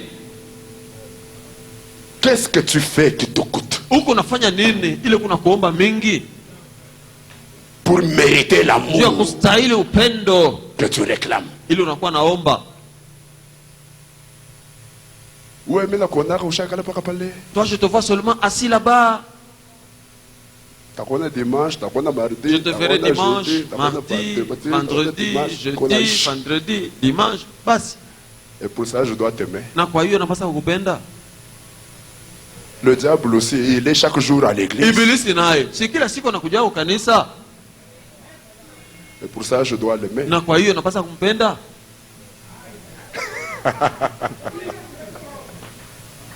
Tu fais quoi? Uko nafanya nini? Tu fais quoi? Uko nafanya nini? Si tu veux les charbons ardents, je vais les entasser sur toi. Kama unataka makaa ya moto, tazidi kuiweka juu yako. Mais tu n'as pas besoin de charbon ardent. Lakini uhitaji makaa ya moto. Tu as besoin d'être aimé. C'est ta mère. Tu n'as pas besoin de charbon ardent. Uhitaji makaa ya moto. Mais tu as besoin d'être. Lakini unahitaji kupendwa.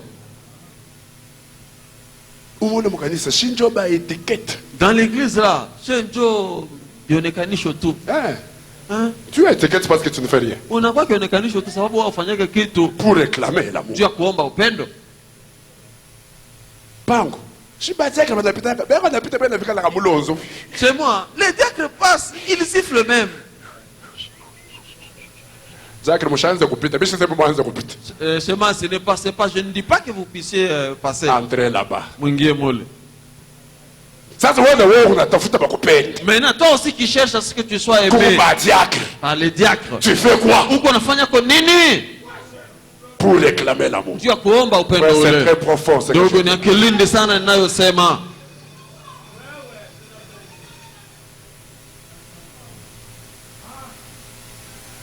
J'ai dit la dernière remarque, je passe à mon petit sujet.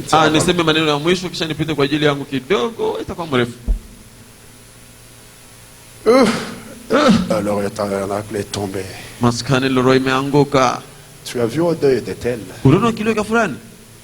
Tu as vu à mon deuil. Toi tu fais quoi? Tu fais quoi? Pour réclamer cet amour. Tu fais quoi? Imaginez Dieu qui arrive seulement là. Remarquez, il ne leur a jamais donné les commandements en Égypte. Pale walikuwa Mumisri, asikuwape kamwe amri zake. Non, kamwe. Il ne leur a pas réclamé l'amour en Égypte. Asikuwaomba sema bamupende pale walikuwa ku Misri. Non. Hapana. Sous la souffrance. Chini ya mateso. Sans rien faire. Bila kufanya kitu hata kimoja. Non. Hapana. C'est amen. Semeni amina. Parce que c'est la vérité. Sababu ni kweli. Il les a fait sortir avec des grandes richesses. Aliwatoa Mumisri na mali mingi qu'ils n'avaient même pas. Ambayo hawakuwa hata nayo. Il a détruit Pharaon. Aliua Farao. Il a épargné leur vie. Aliepusha maisha yao. Ah, j'aime ça. Napenda hiyo. Puis il les a amenés à la montagne. Kisha aliwapeleka mlimani. Et là il a dit, na kule alisema, je suis l'Éternel. Niko Bwana. Il n'y a pas d'autre éternel. Hakuna Bwana mwingine ila mimi. Tu aimeras le Seigneur. Utampenda Bwana Mungu wako. Il leur dit ça où? Anawaambia vile wapi? À la montagne. Mlimani. Après tout ce qu'il a fait pour. Kisha ile yote alifanya kwa ajili yao. Semeni amina.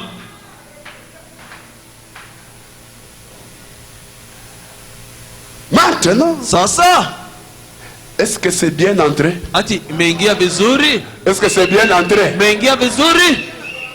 Donc, au lieu d'être là à dire, badala ya kuwa pale na kusema oh je ne suis pas aimé, moi je ne suis pas aimé, unahitaji kupendwa. Fais quelque chose. Fanya kwa kitu moja qui te coûte kenye kitakuma réclamer l'amour. Juu ya kusema uombe na wewe upendo. Maintenant, sasa, écoutez, il arrive toujours inafika kila mara que malgré tous les efforts qu'un homme ou une femme peut faire pour ne faire que du bien, il arrive toujours que l'homme commet des erreurs. Inafika kila mara mtu afanye makosa. Il arrive toujours inafika kila mara qu'une femme fasse quelque chose de faux afanye kitu kibaya malgré tous les efforts. Ijapokuwa nguvu yote atafanya.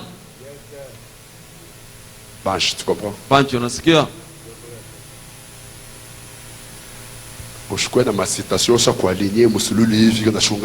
N'ayez pas de citation que vous avez déjà alignées tendant Dorcas.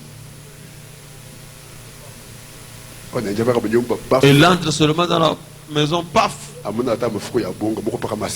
Il n'y a même pas un sac de farine, il n'y a que des citations. L'attendant, paf, paf. Dubramanasem, Dubramanasem, Dubramanasem, Dubramanasem, Dubramanasem, Dubramanasem, Dubramanasem, Dubramanasem, Dubramanasem, Dubramanasem, Dubramanasem.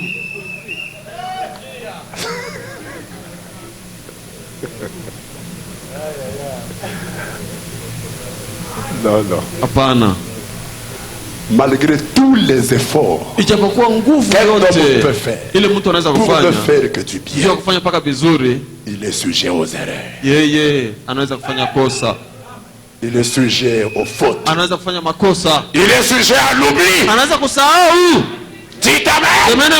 C'est là où l'amour et le pardon marchent ensemble.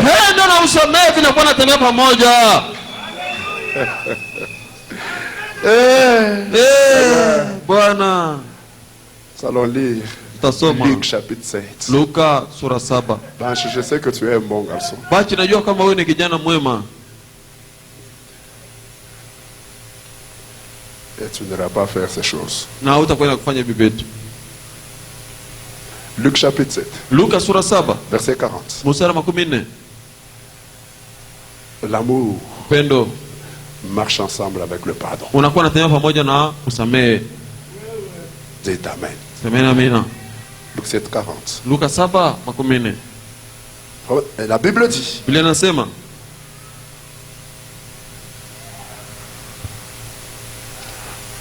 Écoutez. Jésus prit la parole et lui dit. Yesu akasema, Simon, Simoni, j'ai quelque chose à te dire. Nakukwambia. Maître, parle, répondit-il. Mwalimu, sema, akajibu. Jésus commence à parler. Yesu akaanza kusema. À Simon. Kwa Simoni. Il dit, un créancier avait 2 débiteurs. Anasema bwana mmoja hivi alikuwa na watu wawili alikuwa na deni yake.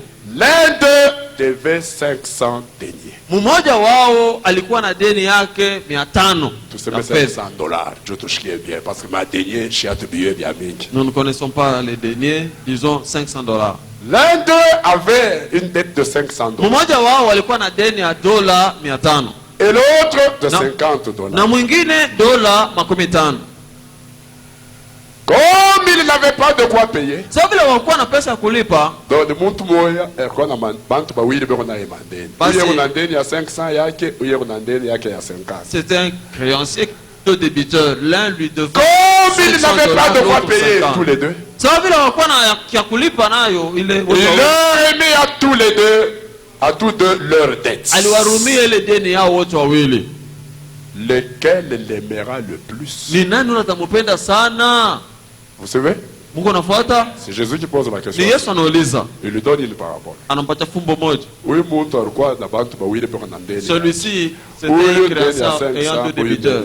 L'autre lui devait sasa bote bawili $500, bashindwa kumlipa beko mu crise. tous deux étaient en crise, ne pouvant pas lui payer. Maintenant anabambia bote badembo. Ça c'est leur a dit à tous deux, je vous remets vos dettes. Allez, vous-en. Je ne vais plus compter ces dettes-là. Et moi, allez faire vos affaires. Entre les deux là. Qui va beaucoup aimer beaucoup plus cet homme-là?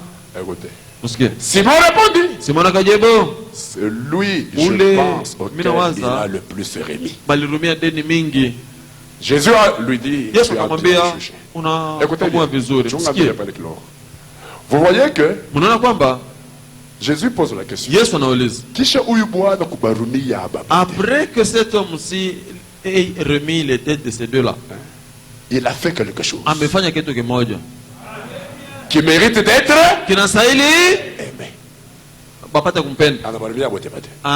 Il a remis les têtes à eux deux. Entre les deux, qui va aimer le plus l'autre là, et celui qui a remis le. Vous voyez que est-ce qu'on a réclamé amour pour avoir remis? Il réclame l'amour de Vilal à Deni. Maintenant, parmi les deux débiteurs là, qui va l'aimer le plus? C'est moi ça veut dire $500. Ah, c'est celui qui a été remis. Celui-là, il va beaucoup l'aimer. Jésus lui dit, tu as bien jugé. Puis se tourna vers la femme qui lavait ses pieds. Il lui dit à Simon, vois-tu cette femme? Je suis entré dans ta maison et tu ne m'as point donné d'eau pour laver mes pieds. Tu n'as rien fait. C'est Jésus. Tu n'as rien fait. Mais elle les a mouillés de ses larmes. Elle les a essuyés avec ses cheveux. Tu ne m'as point donné de baiser. Mais elle, depuis que je suis entré, n'a point cessé de me baiser. Tu n'as point versé d'huile sur ma tête. Mais elle a versé du parfum sur mes pieds. C'est pourquoi je dis, ces nombreux péchés ont été pardonnés. Car elle a beaucoup. Car elle a beaucoup. Je vous pose la question. Quelle est la preuve qu'elle a beaucoup aimé? Tout ce qu'elle a fait pour Jésus. Dites amen. C'était ça la preuve. Là, Jésus termine. Il dit, mais celui à qui on pardonne peu aime peu. Celui à qui on pardonne peu aime peu. Qu'est-ce que Jésus fait? Il lie le pardon à l'amour.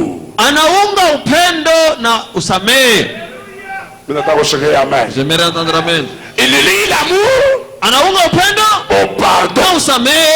Celui à qui on pardonne peu, il aime peu. Il lie le pardon et l'amour. En d'autres termes, celui à qui on pardonne beaucoup aime beaucoup. J'entre maintenant là-dedans. Vous voyez que le pardon et l'amour marchent ensemble. Munaona kwamba usamehe na upendo vinakuwa natembea pamoja. Le pardon et l'amour, usamehe na upendo marchent ensemble. Vinakuwa natembea pamoja. Écoutez. Sikia. Dans l'église, mukanisa, si nous voulons nous aimer, kama tunataka kupendana beaucoup, sana, nous devons beaucoup nous pardonner. Tunapasa kusameheana sana. Monsieur Chiki, amen. Je n'entends pas amen. Dans l'église, mukanisa, si nous voulons beaucoup nous aimer, kama tunapenda kupendana sana, nous devons beaucoup nous pardonner. Tunapasa kusameheana sana. Je répète encore ceci. Malgré tous les efforts que nous ferons, les fautes ne manqueront pas. Makosa haitakosekana. Les erreurs ne manqueront pas. Makosa haitakosekana. Tu t'amènes. Amen, amen. Maintenant, qu'est-ce qu'il nous faudra pour beaucoup nous aimer? Il nous faudra beaucoup nous pardonner. Dans une église où les gens ne se pardonnent pas beaucoup, il n'y aura pas beaucoup d'amour. Monsieur Chiki, amen. Je n'entends pas amen. Dans une église où les gens ne font que se souvenir.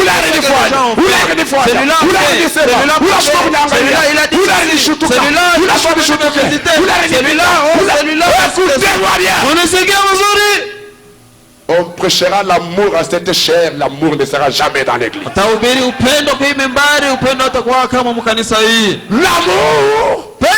est engendré par le pardon. Et le pardon engendre l'amour. Et l'amour engendre le pardon. Monsieur Chéri, amen. Je n'entends pas amen.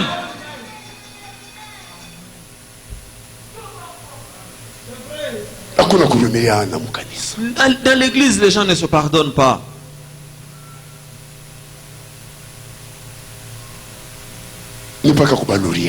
Ils ne font que se compter le mal. Celui-là n'est pas venu pour t'aider. Il n'est pas venu pour t'aider. J'avais un deuil, il n'est pas venu. Celui-là qui était à la maternité n'est pas venu. Il est passé chez moi sans entrer. Il ne va pas saluer. De saluer avec joie. C'est faire comment? Oh, celui-là, moi. Oh, celui-là. Ce frère-là. Vous ne faites que compter le mal des autres. Il n'y aura jamais beaucoup d'amour dans cette église. Monsieur Cheke, amen. Je n'entends pas amen. Les gens ne font que compter le mal que les autres ont fait. Oh, celui-là, il avait parlé de moi. Oh, tu vois. Oh, celui-là, cette soeur-là, ce frère. C'est quoi ça? Banch. Aujourd'hui, tu entres dans le mariage. Je sais que tu as un bon couple derrière toi. Mais il n'est pas ton modèle. Le modèle de nos couples, c'est le message de frère. Je n'entends pas amen. Si tu voudrais que cette femme puisse vraiment t'aimer, pour que vous puissiez vous aimer et que vous surmontiez les difficultés, commencez à la pardonner. Celui qui, écoutez, celui à qui on pardonne peu,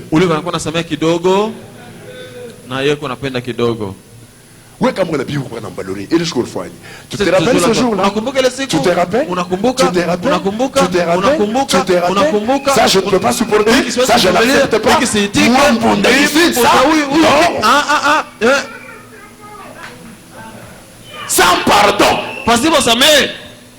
cette femme ne t'aimera pas. Bon, c'est la parole, je dois la dire telle qu'elle est.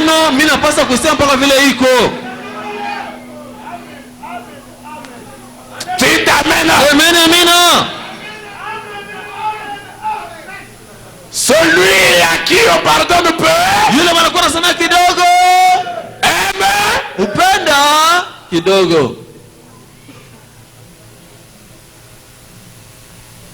Ça non. Iki hapana. Pourquoi tu as fait ça? Tu as le fanya hivi?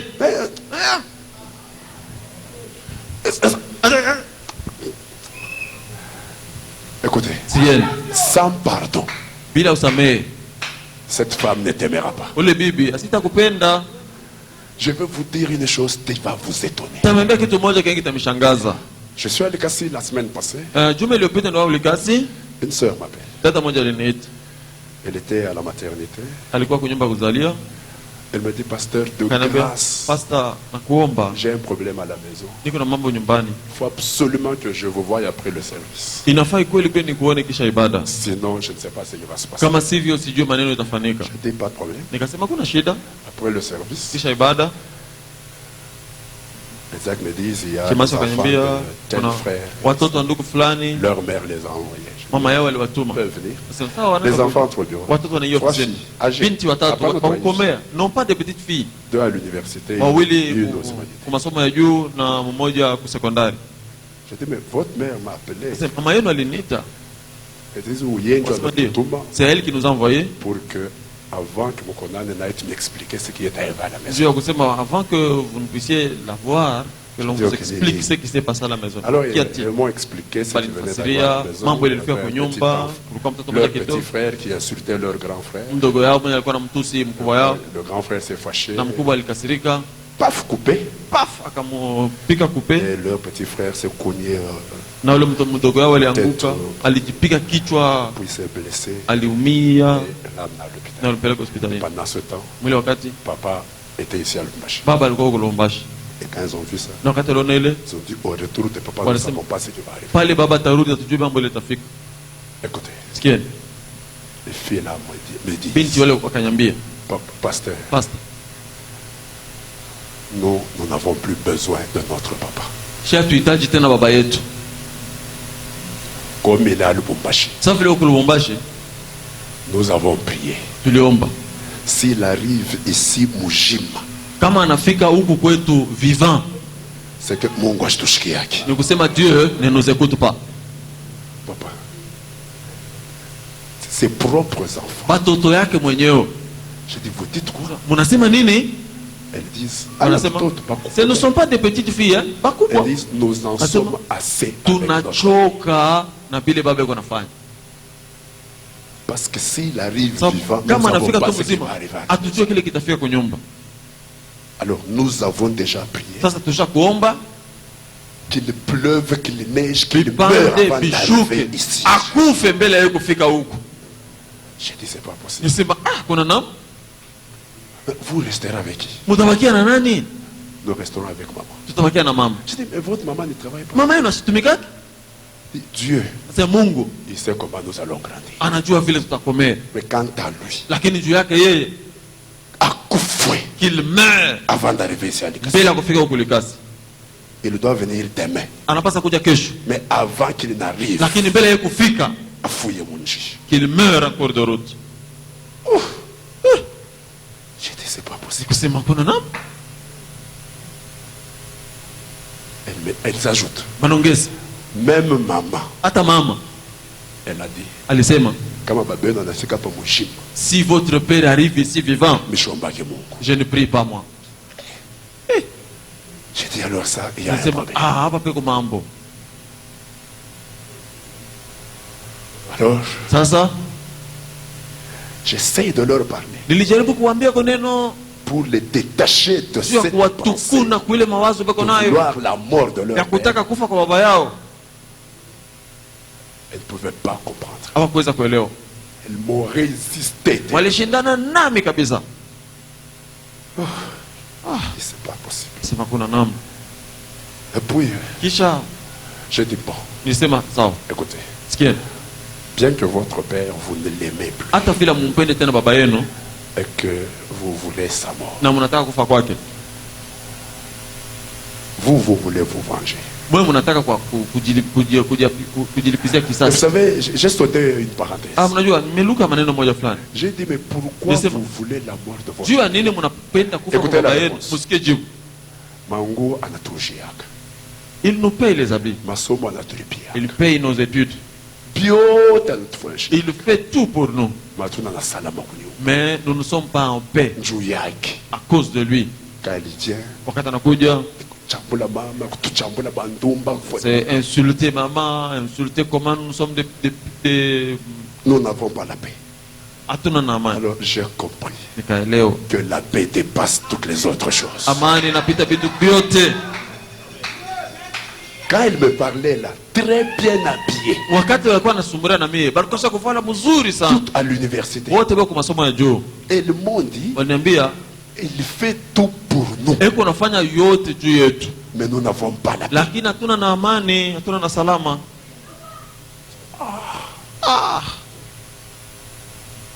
Alors j'ai dit, bon, vous savez,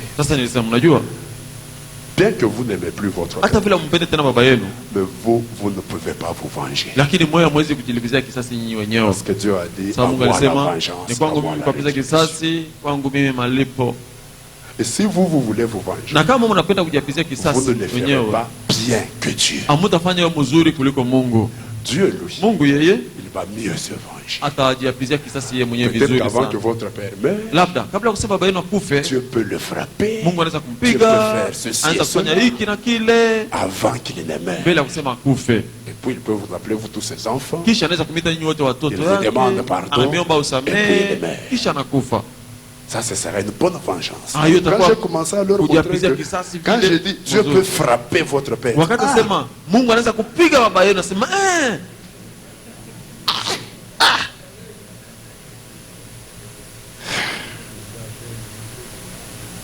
bon, j'ai parlé. À la fin, j'ai dit, je dis, Seigneur, enlève cette chose des esprits. Et puis finalement, je les ai détachés de là. Je dis, est-ce que donnez-moi le numéro de votre père. Nous, vous donnez le numéro de papa. Pour que vous puissiez l'appeler. Mais ils vont nous tuer. Je dis, ok, ça va. Je les ai libérés. Comme la mère est à l'hôpital, je l'ai suivi à l'hôpital. Cette même nuit-là, j'arrive là. Elle me dit la même chose. La souffrance que j'ai endurée avec cet homme, je voudrais que Dieu y mette fin. Moi et mes enfants, nous avons dit que Dieu nous délivre.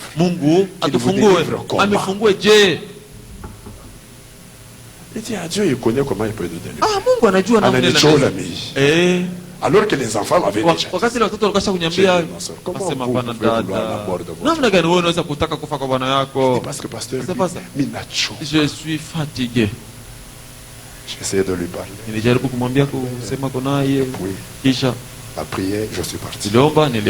J'ai demandé le numéro du frère. Il me dit, c'est le marché, je l'ai appelé. Je lui dis, frère, demain. Tu rentres à Likasi demain. Tu rentres quel jour? Dis demain. Avant que tu n'arrives chez toi à la maison, dès que tu descends du bus, viens au bureau. J'ai besoin de te voir avant que tu n'arrives. Parce que je savais ce que les enfants craignaient. Et le lendemain, il m'a écouté. Il est venu paf. J'ai commencé à lui parler sans lui dire que tes enfants veulent ta mort. J'essaie de lui parler.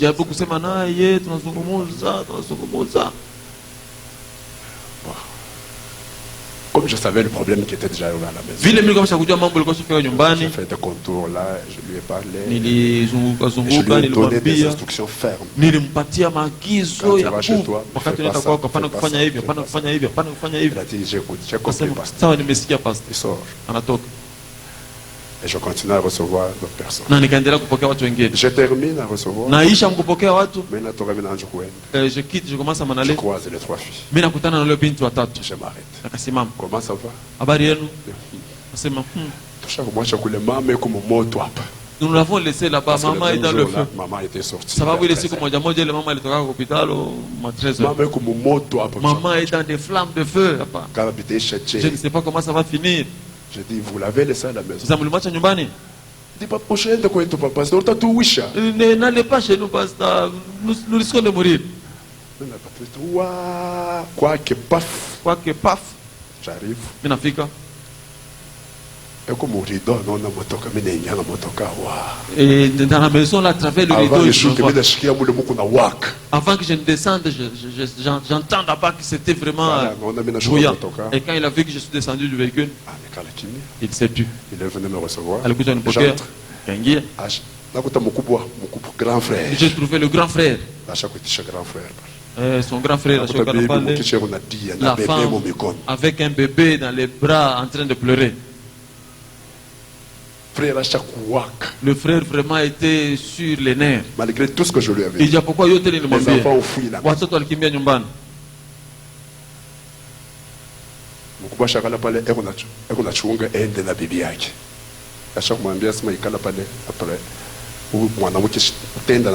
Tu vas partir avec, je ne veux plus la voir. Curieusement, j'arrive. Et quand j'arrive, la femme, les larmes, et avec son bébé dans les bras. Dit, frère, tu commences à jouer.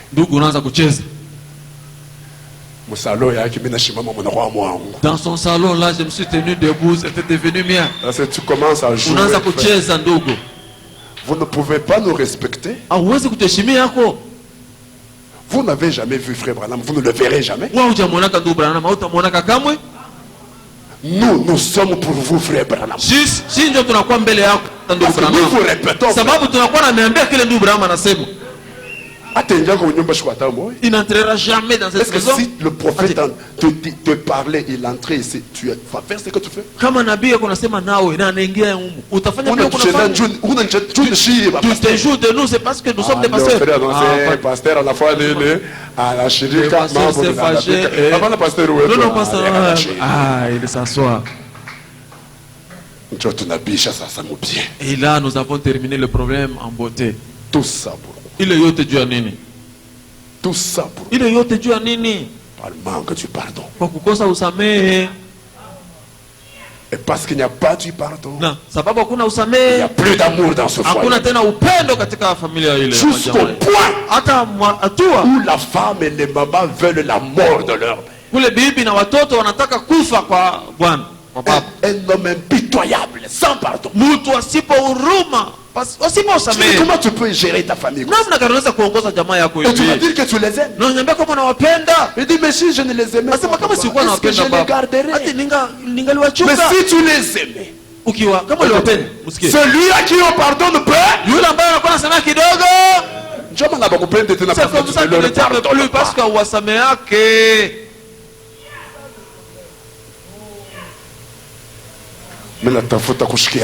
j'aimerais entendre amen.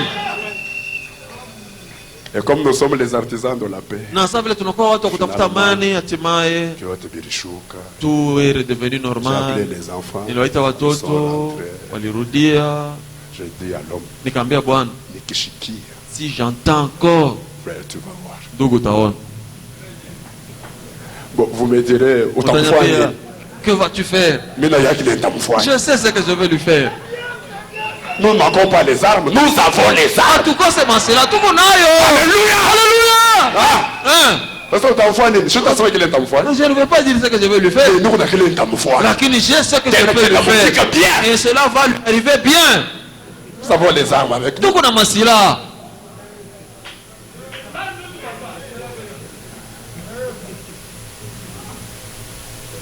Alors, ça. Dans l'église. Mukanisa. Excusez-moi. Dans l'église. Mukanisa. Si nous voulons beaucoup nous aimer. Pardonnons-nous beaucoup. Tusameane sana. Dites amen. Ce sont de nous compter le mal les uns aux autres. Si nous faisons ça, nous comptons les mal, nous comptons les fautes, nous comptons les erreurs, sans pardonner, nous n'allons jamais beaucoup nous aimer. Écoute que je te dise. Nous sommes au Katanga. Au Katanga, tout le monde, nous sommes les enfants de la mer. Écoute. Si tu voudrais que Dorcas puisse beaucoup t'aimer, pardonne-la beaucoup. Umusamehe sana. C'est ça la parole de Dieu. Jo neno la Mungu. Tu la pardonnes peu, kama unamsamehe kidogo, elle va t'aimer. Na yeye atakupenda kidogo. Tu lui pardonnes beaucoup, ukimsamehe mingi, elle va t'aimer. Atakupenda naye pia mingi. Dorcas, tu veux qu'il t'aime beaucoup? Unapenda kupende sana? Pardonne-lui beaucoup. Umsamehe pia mingi. Tu lui pardonnes peu, ukimsamehe kidogo, il va t'aimer. Yeye naye atakupenda kidogo. C'est pourquoi dans un bon foyer, ndio maana katika jamaa mzuri, où on doit beaucoup s'aimer, kule unapaswa kupendana sana, on n'a pas un cahier, un fichier des erreurs. Amuna buku mule beko naandika makosa yote. Un programme des erreurs. Program moja hivi ya makosa. On saisit. Beko naandika. 7h45. Elle m'a répondu comme ça. Alinijibu hivi. Un cahier. Karatasi ya buku. 8h20. Elle m'a répondu. Alinijibu hivi. Un cahier. Buku. Tu trouves l'ordinateur d'un frère. C'est tout ce qu'il y a dans son fichier. Le 20 à 16h, elle m'avait répondu comme ça. Déchirez ces choses-là. Pardonnez-lui beaucoup. Elle vous aimera.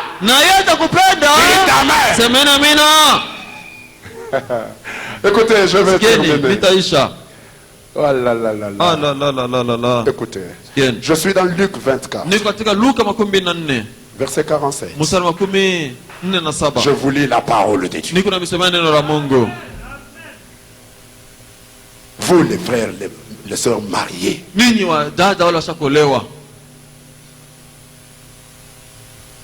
apprenez à beaucoup pardonner pour être beaucoup aimé. Luc 24, 47. C'est Jésus qui parle. Il dit que la repentance et le pardon des péchés serait prêché en son nom à toutes les nations, à commencer par Jérusalem. Qu'est-ce que vous constatez? Jésus lit la repentance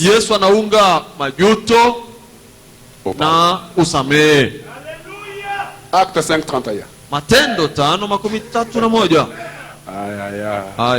Je vous dérange. Acte 5. 30 combien? 31. Merci. Acte 5, 31. Voilà. Et si vous l'avez trouvé. Dieu l'a élevé par sa droite comme prince sauveur pour Israël, la repentance et le pardon des péchés. Jésus-Christ, il lie la repentance au pardon. Ça veut dire quoi? Vous voulez être pardonné. Vous devez savoir demander pardon. C'est amen. Vous voulez être pardonné. Vous devez être capable de solliciter le pardon. Je répète ce que je dis. La repentance et le pardon marchent ensemble.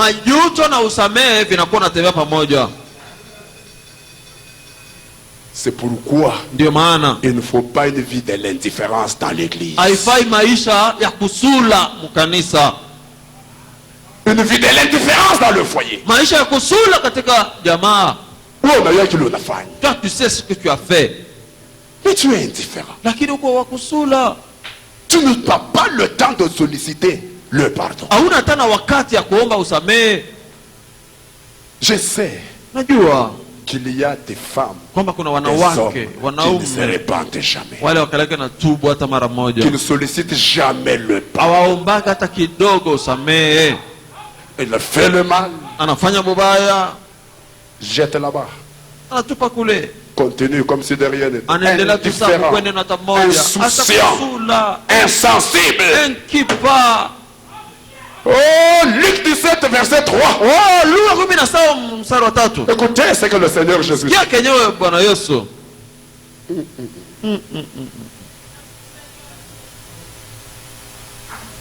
Qu'est-ce que je dis? Voilà. Prenez garde à vous-même. Si ton frère a péché, reprends-le.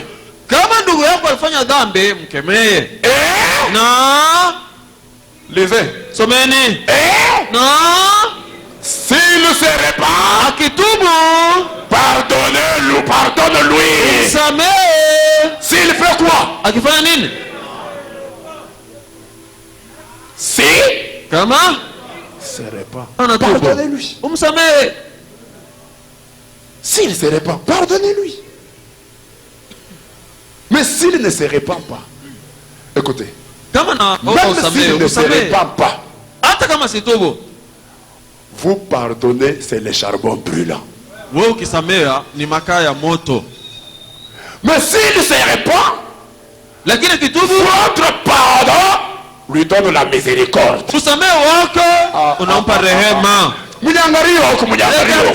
Regardez-moi. S'il se répand, vous lui pardonnez, il obtient la miséricorde.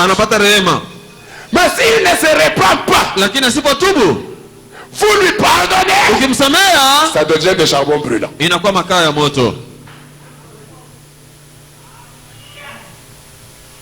Donc dans tous les cas, vous devez pardonner. S'il se répand, votre pardon c'est sa miséricorde. S'il ne se répand pas, votre pardon c'est des charbons brûlants.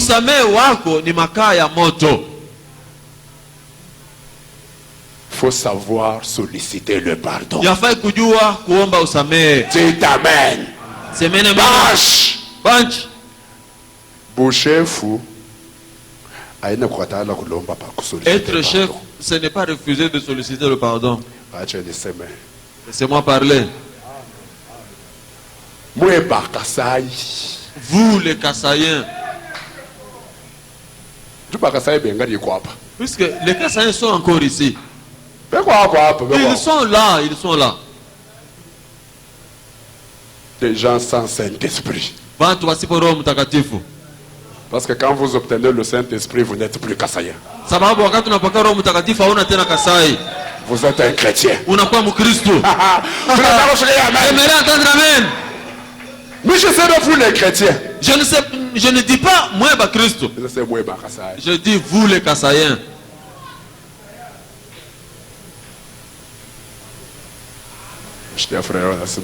Vous entendez un frère dire moi.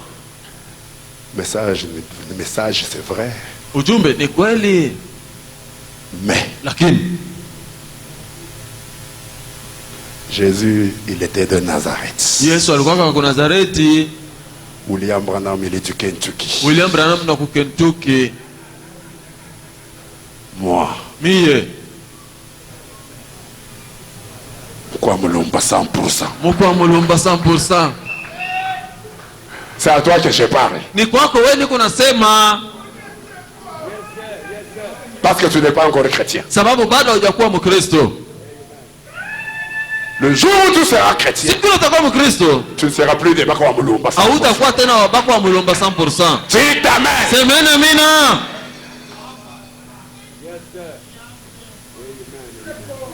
Maintenant, vous pouvez nous boucher fou.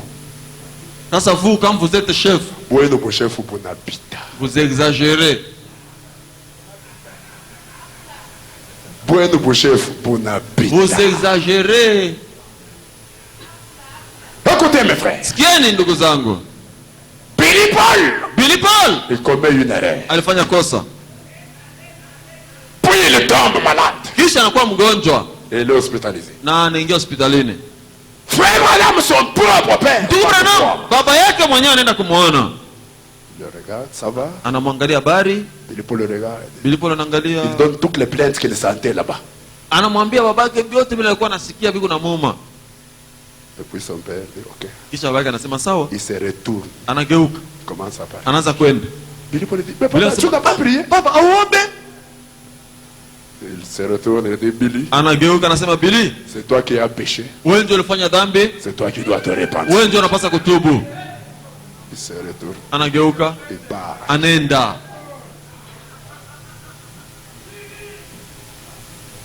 Billy, c'est toi qui as péché. Billy, wewe ndio ulifanya dhambi. C'est toi qui dois te repentir. Ni wewe ndio unapaswa kutubu. Anageuka, anakwenda zake. Billy Paul dit, quand j'ai vu papa partir, wakati nimeona baba kwenda sans avoir prié pour moi, bila kuniombea, je sentais que la mort s'approchait. Nikasikiliza kwamba mauti ilikuwa inanikaribia. Je suis sauté du lit, je suis allé me repentir. Nililuka mkitanda na nikakwenda kutubu. Pourquoi? Kwa nini? Écoutez, même si c'est toi le mot qu'on me passe 100%, hata kama wewe tu n'es pas chef au-delà de la repentance. Hauna chefu yulu ya kutubu. J'aimerais entendre amen. Tu n'es pas chef au-delà de la repentance. Hauna chefu yulu ya kutubu. Parce que pour avoir le pardon, il faut le solliciter. Tu ya kupata usamehe yafai kuomba yo.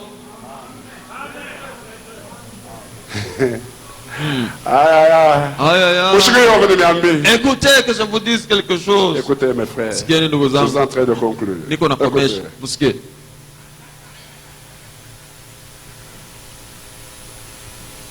Nous faisons les réunions sur le baptême du Saint-Esprit. On pose les mains aux gens. Après, une sœur va dormir. Dans le songe, elle fait un rêve, vraiment dans lequel Dieu lui a parlé. Dans le songe, elle dit, je vois mon mari. D'abord j'ai vu qu'il y avait d'un côté Pasteur Roger. Vous connaissez le feu Pasteur de Kulikasi. Dans une chambre. Et puis Pasteur Mbonda dans l'autre chambre. Maintenant je vois mon mari en train de vouloir aller là où était Pasteur Roger. Et puis il arrive là, Pasteur Roger le repousse. Il dit, il va arranger avec ta femme. Toi tu ne peux pas venir ici. Maintenant quand sa femme, quand il dit ça à son mari commence à retourner. Il arrive où je suis. Moi je le reçois. Et je commence à prier pour sa délivrance. Et puis le songe. Elle raconte à son mari. Son mari la regarde. Est-ce que j'ai voulu rire? Est-ce que c'est ce que tu as vu réellement? C'est ce que j'ai vu. Ah oui, inventé. Tu n'as rien inventé. Non, non, c'est ce que j'ai vu.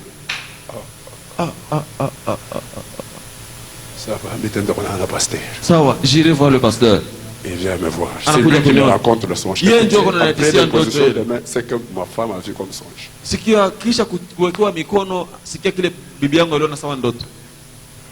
raconte, je ne suis pas Joseph. Mimi siko Joseph. Néanmoins, toi et moi, nous savons que Pasteur Roger. Lakini wewe na mimi tunajua kwamba Pastor Roger il vit quelque part. Eko naishi fazi moja. Mais toi, lakini wewe tu n'es pas en mesure d'aller là où il vit. Hauna mkipima kwenda kule yeye eko naishi. Tu as des choses à arranger. Sababu kuna vitu vya kutengeneza avec ta femme. Na bibi yako. Est-ce que tu n'as rien à arranger? Acha unaona cha kutengeneza? Dis pasteur. Sema pastor. J'en ai. Niko napi? OK. Sawa. Ça va l'appeler, vous venez. Hivi, kwenda ukamuite mkuje. Anaenda kuita sa dada. Il va appeler la sœur. Dada anakuja. La sœur vient. La sœur est celle qui a vu le songe. Que le frère, le mari devait arranger avec elle. Voilà. C'est bon. Ah, tu as arrangé. La sœur est là. Il introduit la main dans la poche. Il sort un papier. 17 noms de femmes. Sur le papier là, il y avait 17. Majina Banamuke 17.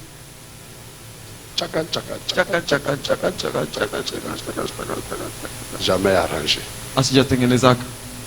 Pourquoi? Non, moi je pensais que quand on est chef. Quand on est chef. Quand on est, kama uko chef, pour le chef pour Dieu. Ça c'est quel genre de chef? Ça c'est être quel chef? Il est quoi chef wa Dieu? Au-dessus du péché. Au-dessus de la repentance. On ne fait pas des choses comme ça.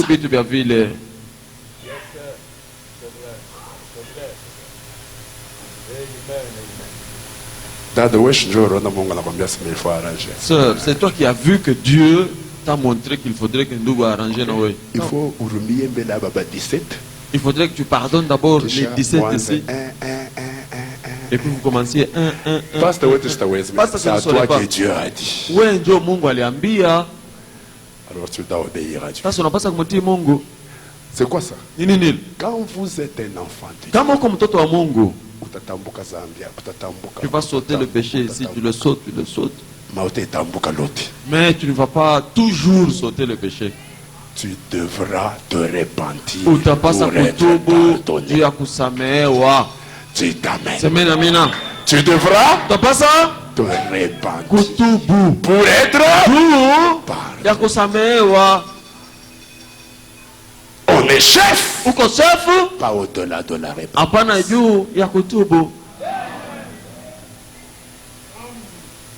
Penche pas chocolat. Qu'on ne te trompe pas. Et ce n'est pas parce que vous êtes chef que vous vous repentez en désordre. Vous vous repentez correctement. Pour être pardonné. Maintenant, voici ce qui est grave. Et là, on termine. Matthieu 18. Tous ces exemples que je vous donne, c'est pour que vous compreniez la profondeur de l'amour et du pardon. Matthieu 18, 23. Et nous terminons là. Matthieu 18, 23. Voilà. Écoutez. C'est pourquoi le royaume des cieux est semblable à un roi qui voulut faire rendre compte à ses serviteurs. Quand il se met à compter, on lui amena un qui devait 10 000 talents. Wakati akaanza kuhesabu wakamleta mmoja mwenye alikuwa na deni yake ya talenta 10,000 dollars, weka talent, dollar, parce que ma talent chate bio. Dollar chibote tout de you, attends mtoto. Comme il n'avait pas de quoi payer, son maître ordonna qu'il fût vendu, lui, sa femme, ses enfants et tout ce qu'il avait, et que la dette fût acquittée.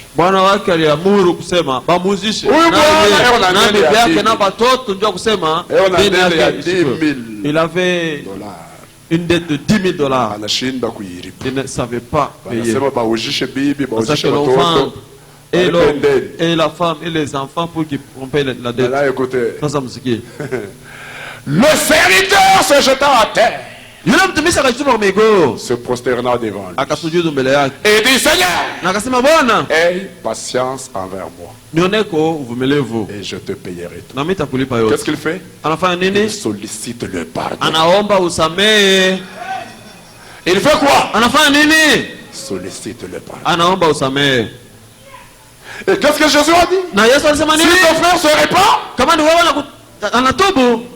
pardonne-le. Il sollicite le pardon. Et ni de compassion, le maître de ses serviteurs le laissa aller. Et lui remit la dette. C'est bon, solliciter pardon. Comme tu as sollicité le pardon, je te pardonne et je te remets toute ta dette. Il n'y a plus de dette. Tu es quitte. Il a sauté, il s'est réjoui. Il a quitté là. Après qu'il fut sorti, ce serviteur rencontra un de ses compagnons qui lui devait 100 deniers. Il y a 100 dollars. Lui, il lui a remis 10 000 dollars. En sortant, il a croisé celui qui lui devait 100 dollars. Écoutez. Il le saisit.